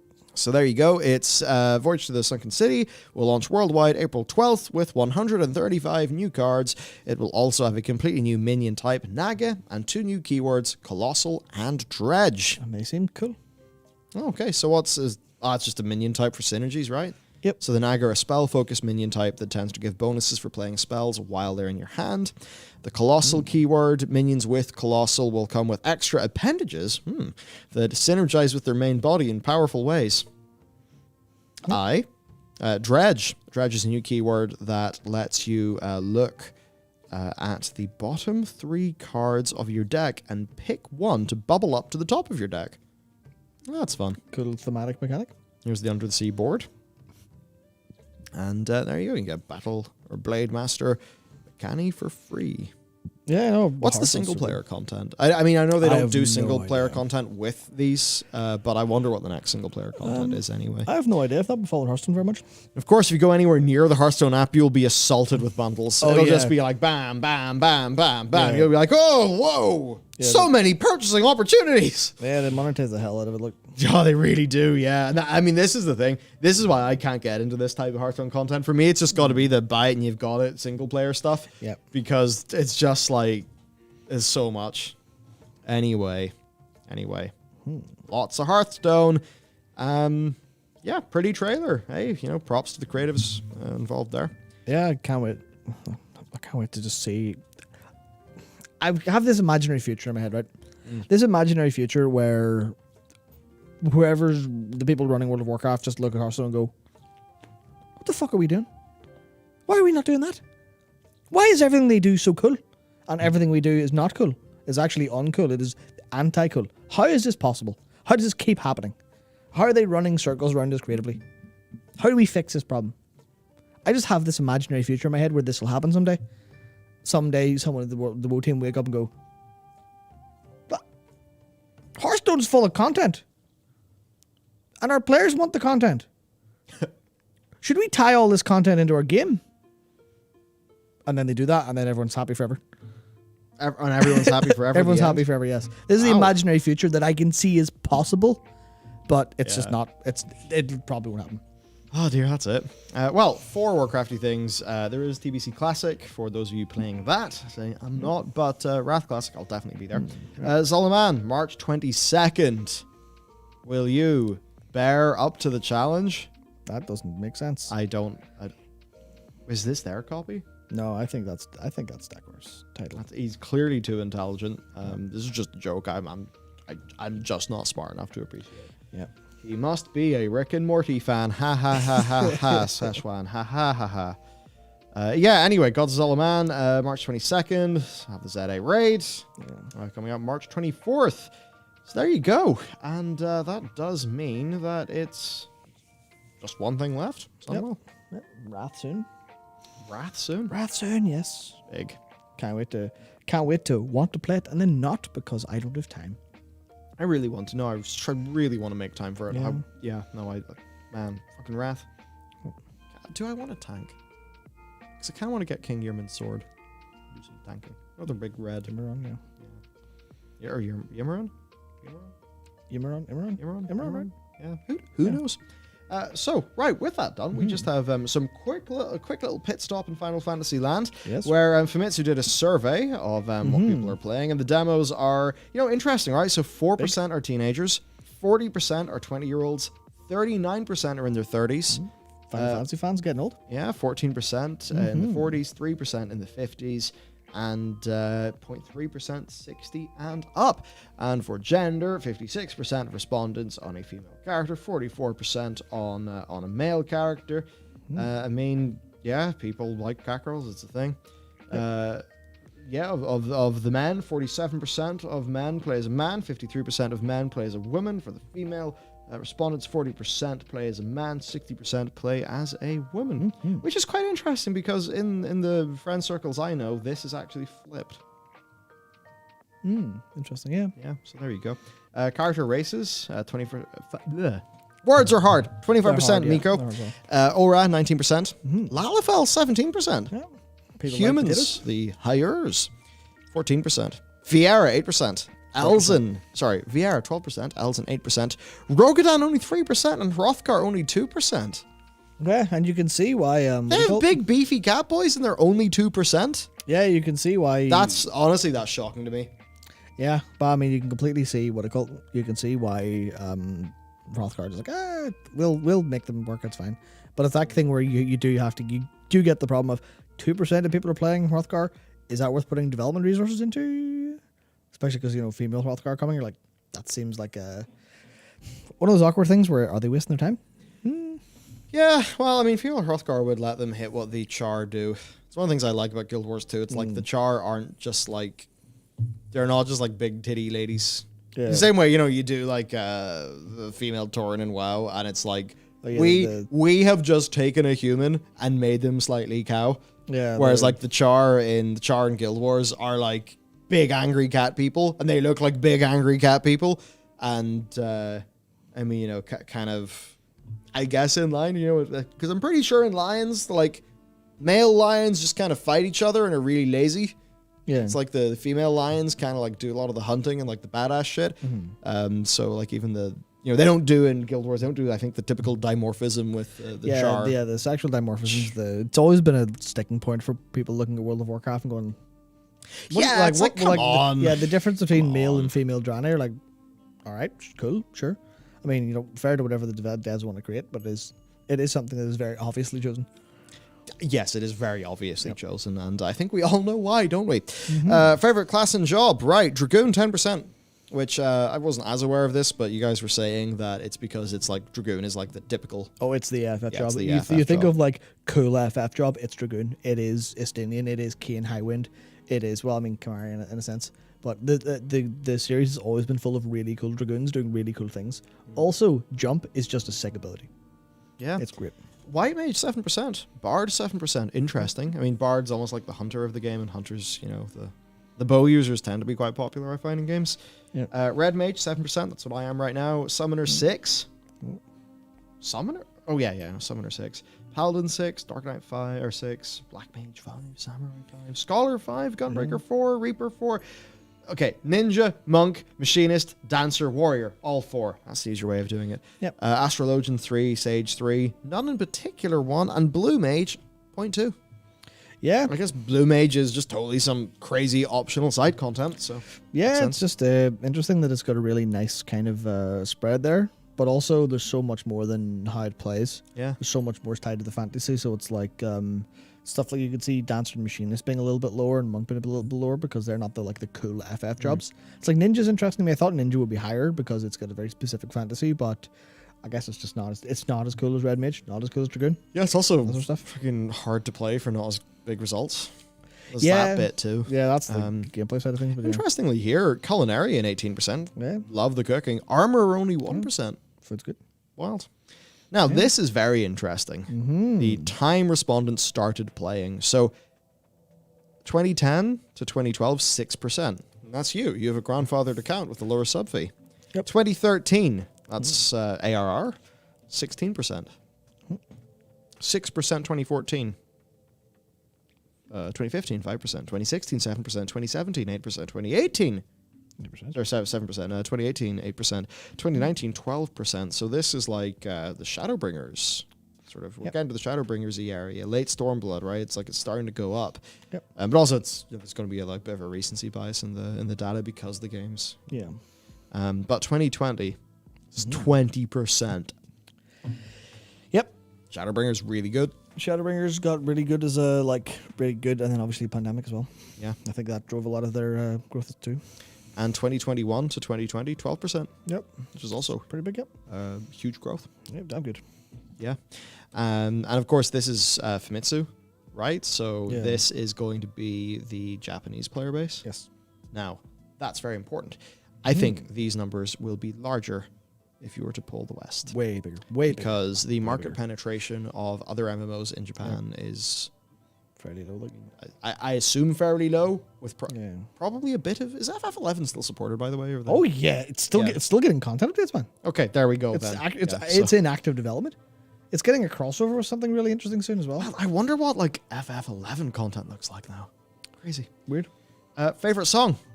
Flow answers Dragon Song, Close the Distance, Footfalls, To the Edge, Tomorrow, Turn to the Heavens, Neath Dark Waters, Triumph. Yeah, Yep. of course. Twinning and Old Charlie and Knight. The 20 things is great. Like, These are all very sensible picks. Favorite equipment? Neo-ish Guardian.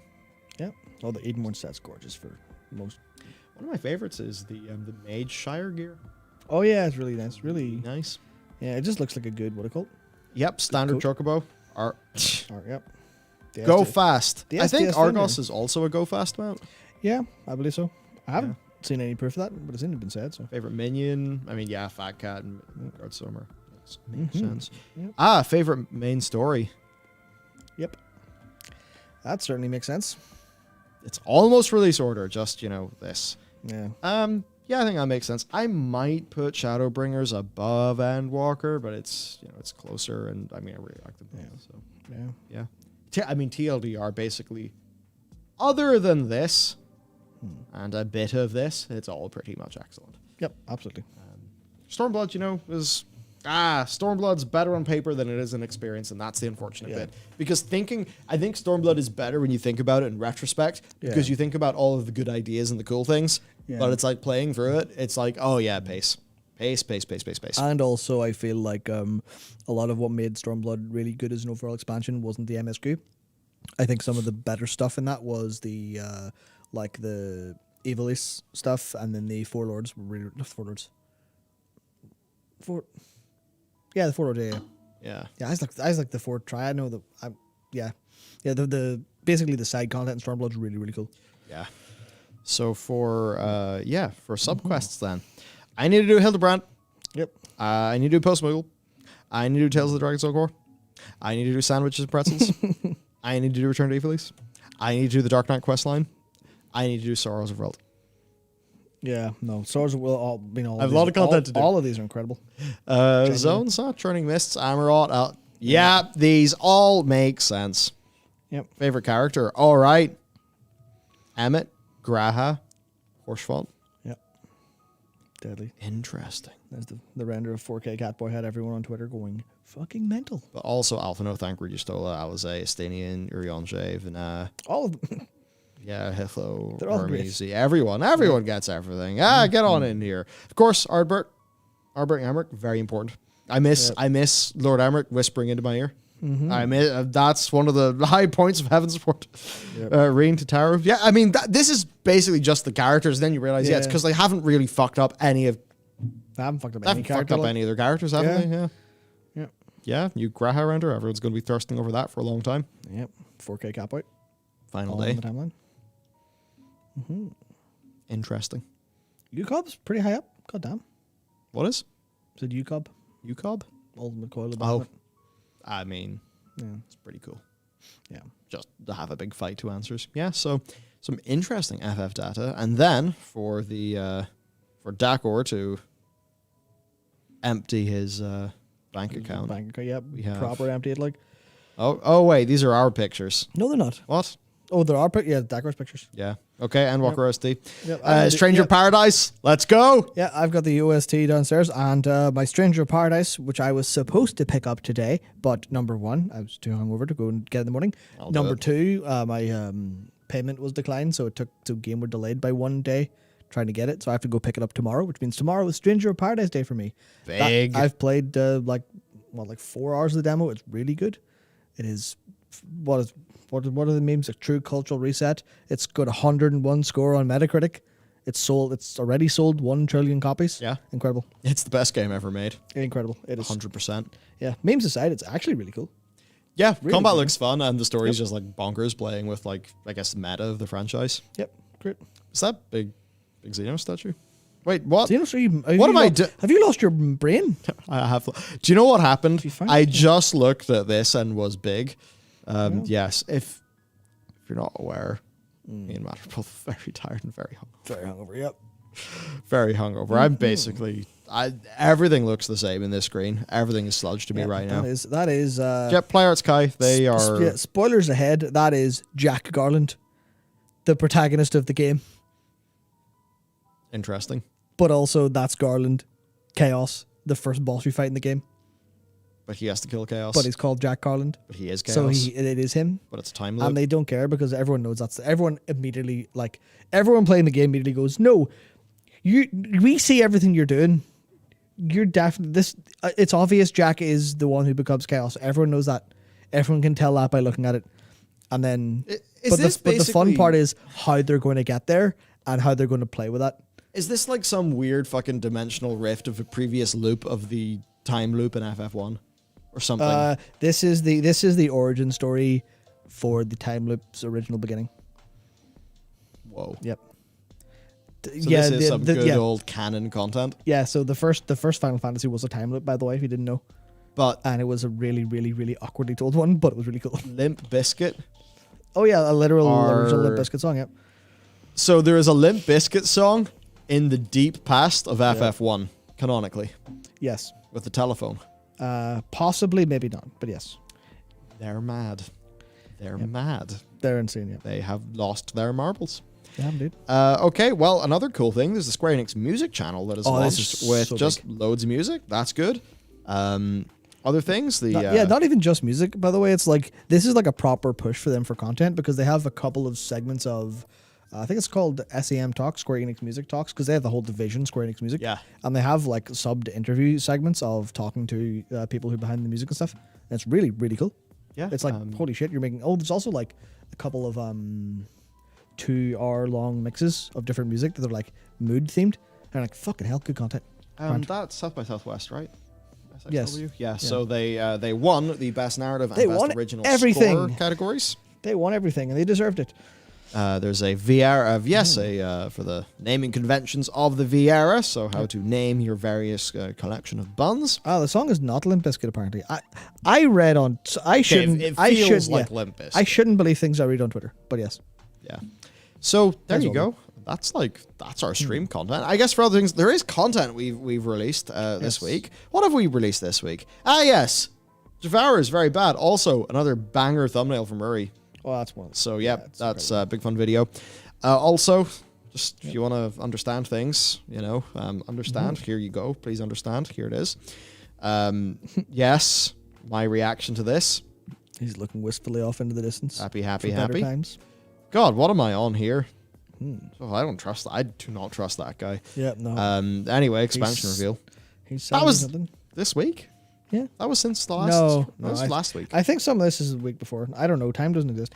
Alexander video. So if you check it out, Alexander, really good. Yeah. Damn it! They make really good raids. Watching that video again, I was like, Good raid man, series. it's such a great story. Yes, my hope was that people who were lapsed in that could relive the experience, but also the new people could be taken along for the ride. And I looked into the retention stats, and they are higher than average. Yep. Which big thing. Because I'm always trying to think of how do I actually make videos, and in this one I decided to go more with voiceover and be more storytellery, which is really fun to do. So anyway, Alexander video. And then, look, this is just how we think that a lot of FF14 lessons can save World of Warcraft. Yep. The important thing about how I made this video was, it wasn't just saying, just have a big Final Fantasy narrative, Lamau. Yeah. Just have 10 years of narrative, Lamau.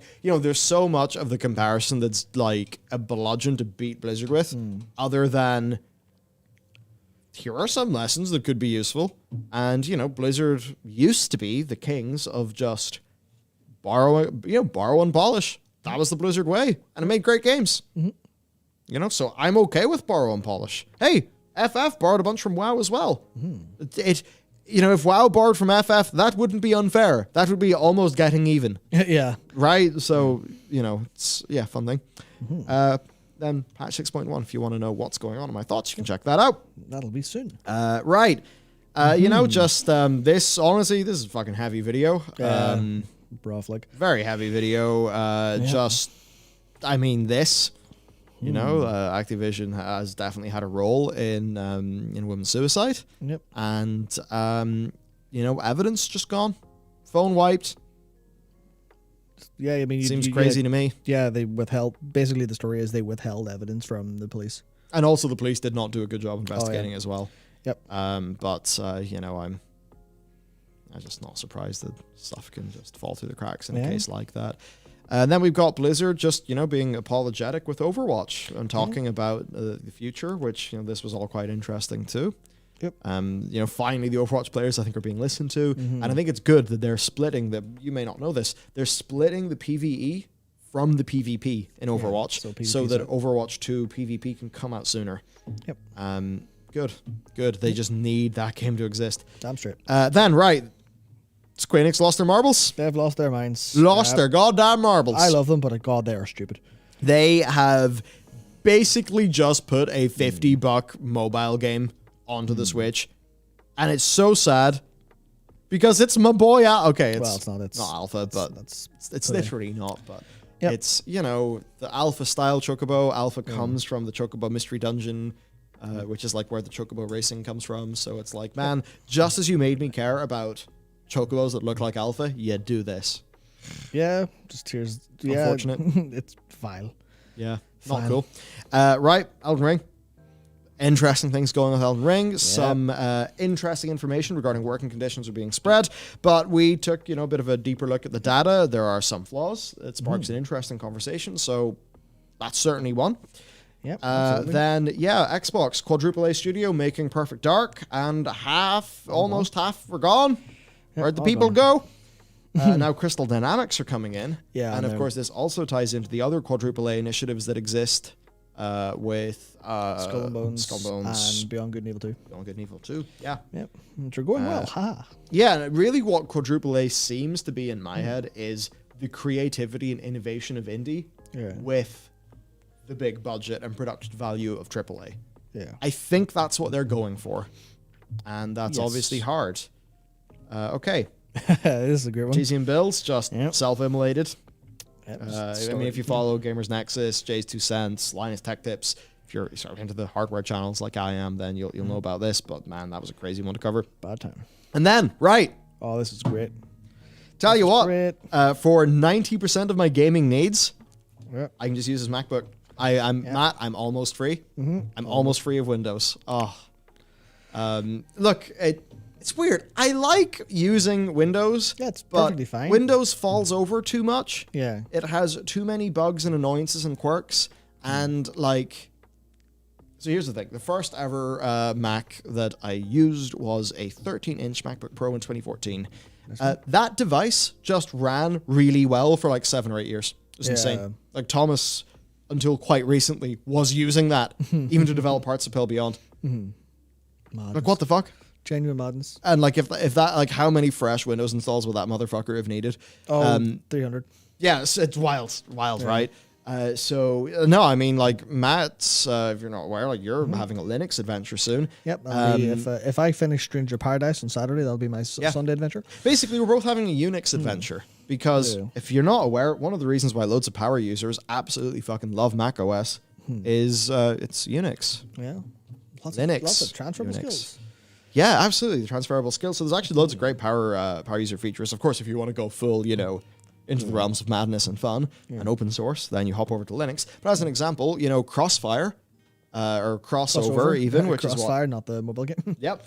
Crossover is what I would be using to play some Windows games on Mac OS.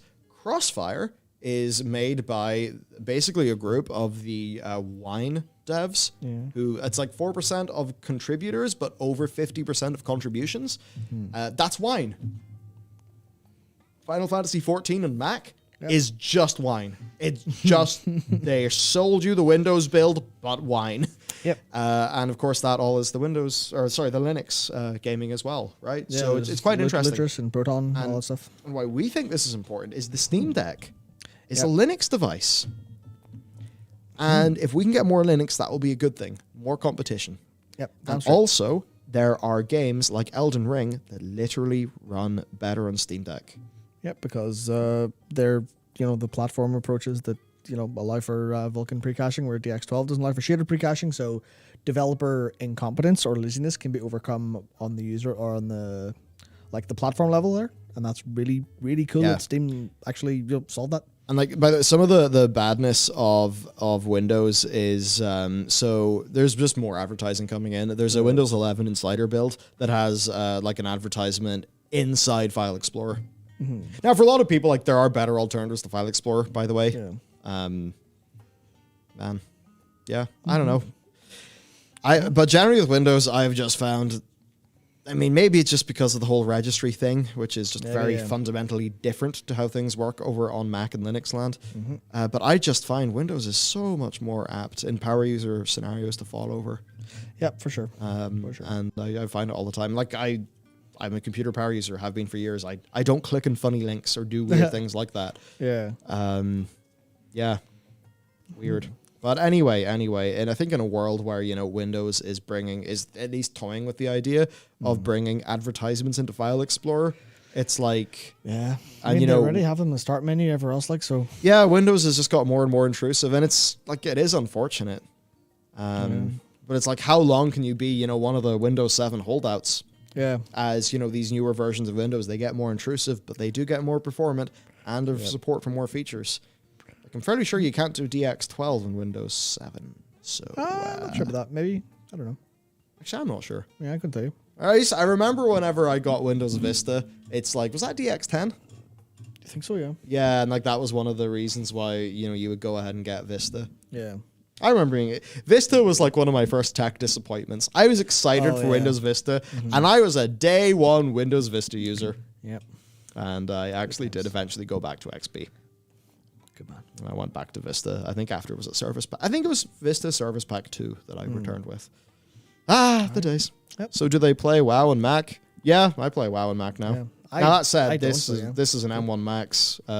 This runs World of Warcraft at, I think it's like, basically the resolution is 3000 by 200. Yeah. I'm going around Ouroboros, like either Max or at 7 at like 60 to 80 FPS. Yeah.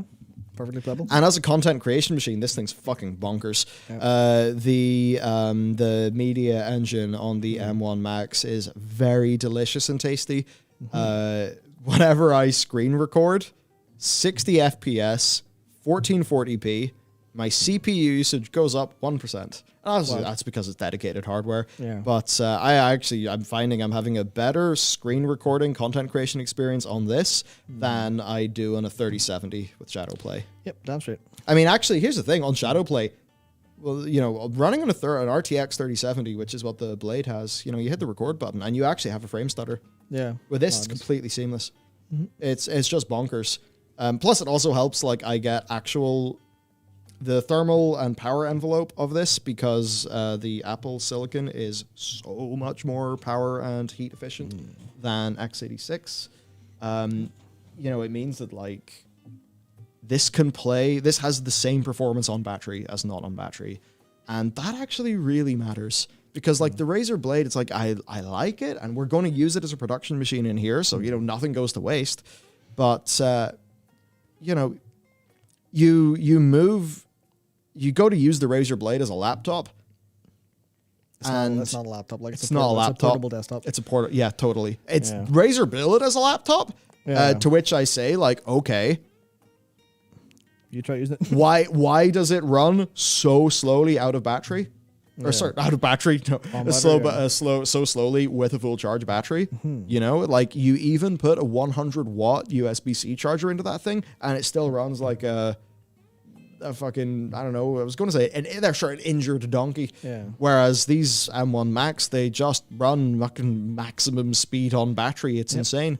Like this thing on battery, just playing WoW 100 FPS at like 3000 by 2000 resolution. Yep, mad. It's insane. It's madness. And certainly I'm thinking like, well, you're going to be playing World of Warcraft on Linux using Lutrix. I'll try to, yes. I'll try to. Yeah, so here's the thing, Rappin. I know, like, we know that it's not coming and it was just on an insider build. But frankly, for me, it's like they tried to do it. Yeah. They tried to put an advertisement on Explorer. Yeah. They were looking into it. Why were they looking into it? That's why I can't trust. Yep, absolutely. That's why I just can't trust myself with the Windows future. So, you know, I really do think if crossover is good enough, I guess I'll just be fucking Mac, I guess. Yeah. There's some aspects of Mac that do, by the way, I should say, frustrate me as well. But other than that, I mean, I'm going to put Linux on the Blade. Yeah. I'm definitely like, oh, okay. I'm probably going to come back on Monday and maybe if you've done your investigation into Linux, like I'm putting Linux on that blade. Yeah, worth Totally. 100%. Like it might even run better. And certainly depending on the distro, could be more. Well, performance for day-to-day stuff will be better, yeah, for sure, 100%, because Linux is way more performant. It's just game performance isn't always there yet, or compatibility, etc. It's getting there, but still isn't. Yeah. Is Explorer still a separate company from the antitrust? No. We're talking about Windows, like File Explorer. Yeah. So like you go to open up a file, you want to just go to My Documents. There's a banner ad. Yep. There's a banner ad for like another Microsoft like product, but it's just like man. Yeah. Apple stock owner cap. Man, no, I mean, okay, no, I own S&P 500, which means I do own Apple because I own S&P. I have no Apple stock, like just Apple stock. If you buy into like a major index fund, you're going to own Apple. If you have like a stocks and shares, like savings account at your bank, you probably own a slice of Apple. I mean, like even what you call him, Burger Man, Big Mac if the market's up, Warren Buffett. Yep. Oh yeah. It's like if you own Berkshire Hathaway, like, I think Berkshire Hathaway, it's like 40% of their stock's just Apple. Yep. It's wild. No, like, so basically the reason why, and it's a fun, 30 seconds. Yeah, sure. It's a fun thing for like the general where computing is going. So, ARM, right? And RISC. What was RISC again? Is it reduced instruction set? Reduced instruction set computing? Anyway, it's different to x86, which is, what you're going to be dealing with all your, your Intels and your AMDs. So yeah, no, like your phone, your phone is running like a RISC, instruction set. Oh my God, NVIDIA, ARM, that's it. Who NVIDIA were going to buy, and then funny enough, NVIDIA basically they realized they weren't going to get an antitrust, so ARM thankfully is still going to be an independent company, and I think that is really good.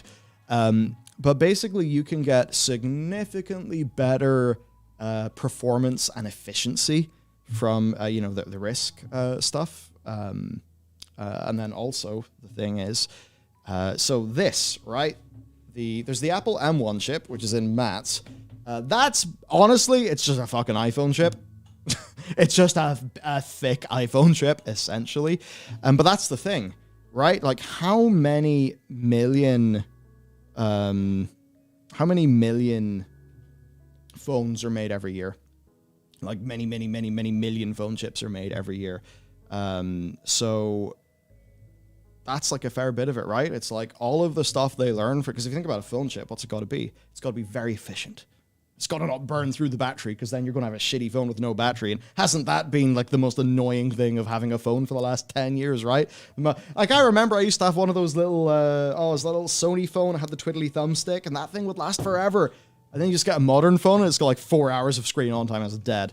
But yeah, no, basically I'm just talking them through how one of the really good big benefits is that desktop and high performance computing is beginning to benefit from the advances in technology that have been pushed by basically by phones. And that means we can now get the really, really nice power efficiency, which is just opening up new form factors and better performance and stuff like that.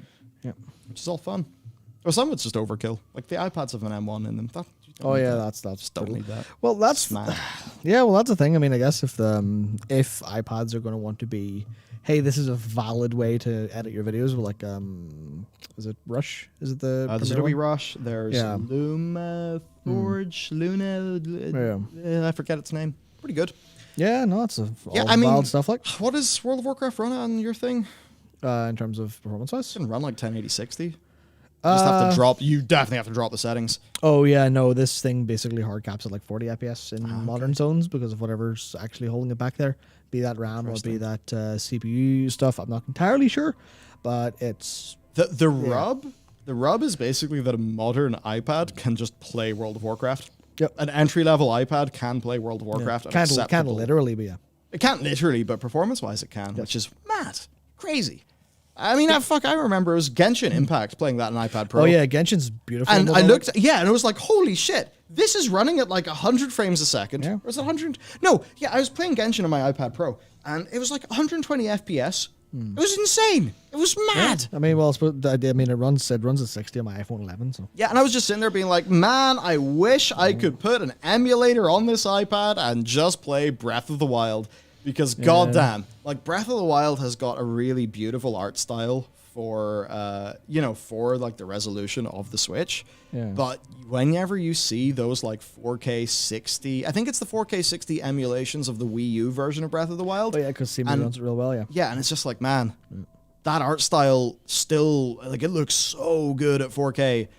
And it's just like, imagine, we all want a Switch Pro, don't we? And I guess that's why the Steam Deck is really exciting. And then for me and Matt, it's also really exciting because the Steam Deck is pushing forward. The Steam Deck is pushing forward Linux gaming, which is good. Yep, absolutely fantastic. Apple products get slower when you update them by design. You see, that's funny.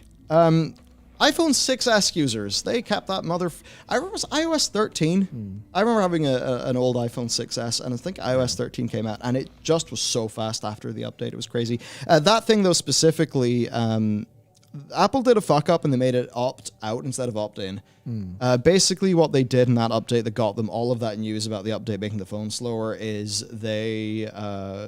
when phones had reduced capacity batteries, they reduced the power top end because they otherwise, I think, were having problems where highly degraded batteries after years of use would basically ask for like more, I don't know, wattage than they could get, and the phone would just die instantly. And it would reboot, but at least in and around like iOS 13, if you went from iOS 12 to 13, I think, on an iPhone 6s, that thing just got like so much faster. Yeah. And I think that ended up being a problem where just people were like, I don't need to upgrade. I'm happy with the 6s. I don't need this shit. Which is actually fair. And to be honest, it is the real patrician move. Absolutely. Yeah. It's like the new iPhone SE has got... the new one, yeah. Yeah, it's got the A15. So it's like, if you get that iPhone SE... you don't have to upgrade that for like 10 years. Probably. Yeah. I mean, that's the thing where like I have... It's kind of wild. Like, certainly Apple will support an older device in their overall refresh cycle and stuff than like Samsung or whatever. Yeah, I mean, that's the thing. Like, Android support just got dropped like a fucking rock after 2 years. Yeah, like I have this 11, and I'm like, I'll happily keep this iPhone 11 for a long, long time. It's like my upgrade window open. I'm like, no. Why would phone good? Why would I spend more money? Yeah, that's fundamentally the point of it. I mean, obviously, Apple have a bunch of disadvantages in different places, but yeah. Yeah, like to what Steven's saying, like focusing too much in the OS, you're getting a lot less hardware-wise. Most Apple products, the given price range. Completely true. I would say for the base models of your device and the MacBook Air, that's a price to performance. It's pretty much hard for anything to beat the price, in the format. Yeah, you can get one of those, those thick Lenovo Legions for about like $800, $900. Those are, by the way, if you want like an entry-level gaming laptop, I'm fairly sure it's those like thick boy Lenovo Legions that are like real good bang for the buck. Yeah. But I think as an overall package, the entry-level MacBook Air is like nearly unbeatable. It was in 2020 when it came out. That thing's like a year and a bit old now. Yeah, that's exactly why I'm kind of looking at this from the perspective of fuck Windows, Mac and Linux is the future. So obviously it's really easy to get excited about Mac devices and stuff, but the same case is like for the whole PC market, Linux having a step forward in terms of gaming performance, thanks to some of the Steam Deck stuff, thanks to that conversation been opened up, thanks to the work from developers actually making that happen. I think that's the case where you've got that. I guess Apple are doing extremely good work in the hardware stuff. Hopefully that inspires similar behavior that's going down there. Their cheapest phone is like so much more powerful than the most expensive Android you can get. It's insane. Yeah, just on the silicon front, they are doing fucking voodoo magic. It's fucked up. It's really fucked up. Yep, it's completely wild. But that said, there's all these people that they're like, oh, how good is your phone, Geekbench, bruh? Yeah. And it's like, man, see all those synthetic benches? Just don't trust them. Because actually, some vendors will like cap shit, but then they'll uncap it for synthetic benchmarks to make their stuff look better than it is. And that is some iffy shit. Yeah, Hammer Dude, repairability is the barrier. You're so right. And it pisses me off every time Apple does a slide about repairability. Like, or is it not repairability, the environment? Like, yes, for the environment, we're not going to give you a wall wart for power. We're going to do all this stuff for the environment. And then we're like, what about e-waste? What about right to repair? you fuckers? Yeah. Hello? And that is totally the bit where Apple loses me. Like, I'm totally down for all the, the environmental stuff and like cleaning up the supply chain, especially like less conflict in the supply chain. That's a really important thing as well. So I am totally there for all of that stuff. But like, they totally just lose you when they decide you can't be trusted to do a repair. Or more importantly, for sure. you can't be trusted to go to a repair professional who does have the skills. It's like, I can kind of understand Apple not wanting to me to open this up and fix it because I'll probably do more damage. But, the local Lewis Rossman of Belfast, I'm going to trust that person to fix my device. And it pisses me off that Apple won't trust me to trust that person to do the repair. Instead, you got to pay the, like, hyper fucking expensive bullshit. How many years do Apple give you on OS upgrades? Oh, it's loads of years for the phones. I don't know what it is now. Do they still support an iPhone 6S in the most recent version of iOS? I don't know. Could they? Was it iOS 14 support? No, it's 15. Are we in 15, 14? I don't know. We're in iOS 15. I'm very confused.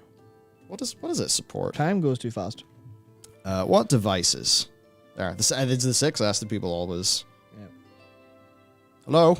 Any Google support? Can I have my fold out, please, Google? Whoa. Oh, dear. Oh, God, go away. Yeah. Go away. Please have patience. It is only Google. Yeah? Well, Google are sad. Yeah, so he's... 6S. So he's working on the... this is the incredible power of the Mac. That's it. And Mac, fucking can't even run Google. Pog. So 6S is still supported. Yeah. That's a 20 long before the before times. Yep. So yeah, more like I remember I had a HTC One M8, which like at the time that was the phone. I was the one to have the One M8. It was like had a really nice design.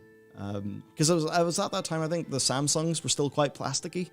Because I had I think I had a Galaxy 4 or a 3. I had the Galaxy before the M8. Then I had the M8 and it was really good. But yeah, it was just like the support just wasn't there. It was really weird. Anyway, that's a big rabbit hole we've fallen into. Yeah, that was weird. But look, 25-minute run. TLDR, Linux, good. Linux freedom. And look, if you're going to go all PCMR, then first of all, PC equals Windows. That's an Apple marketing campaign. So number one, if you're doing that, you're falling for Apple. And number two, our Lord and Savior, Gabe Newell, is a Linux man. Of course he is. What does Gabe want? Gabe wants gaming to be in Linux. Wants freedom. So freedom, exactly. That's why the Steam Deck is just here. We'll just let you do whatever you want with it. It's completely unwalled. Do you want to install whatever you want to install on it? Go for it. Yeah. You want to tear that bitch open? Here's a guide how to do it. That's why me and Matt are really hoping that the Steam Deck is like the thin end of the wedge for more Linux gaming, because Steam machines certainly weren't. Yeah. Remember those? Yeah. Oh boy. But man, the deck is awesome. Actually, one of the guys locally has got a Steam Deck on the NI Game Dev work page, so that was pretty Nice neat. bastard. Bit jealous of you, sir. Man, our Steam Deck, by the way, is Q3. Yep. I was too late. I was like 15 minutes late. Q3. Yep. Oh, I want a Steam Deck. They're so cool. But man, they really are so cool. Yep.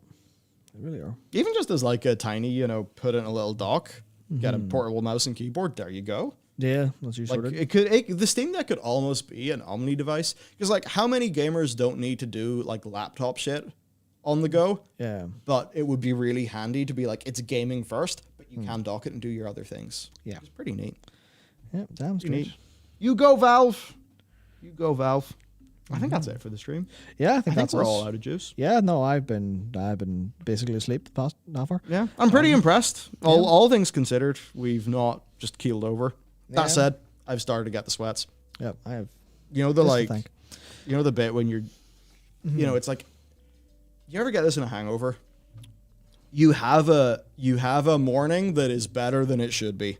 Oh, one of those. So the Yeah, it's like your morning is fine. spooky morning. You have a spooky morning where you should be a lot worse, and then you begin to fade, and then you hit the bit where you just start to sweat it out. It's like, Yep. yeah. Yeah.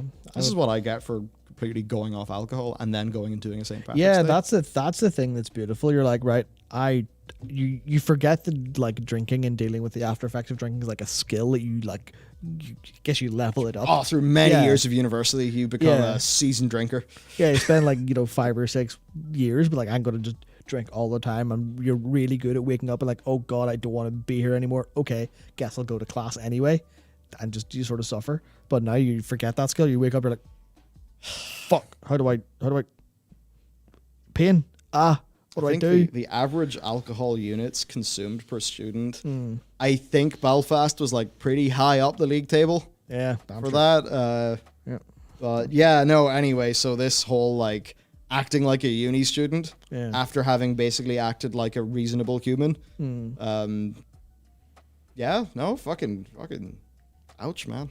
Yeah, but God. thanks to Monster Energy and Cocodamol. Yeah, no, I think I'm going to be rapidly back to, back to usual, which has just been zero alcohol outside of social situations. Aye. Just have to stop socializing then, won't I? Yep, Just that's play the- more WoW. Do more Mythic Dungos. Yeah, Easy. yeah. Certainly cannot do Mythic Dungos when you're inebriated.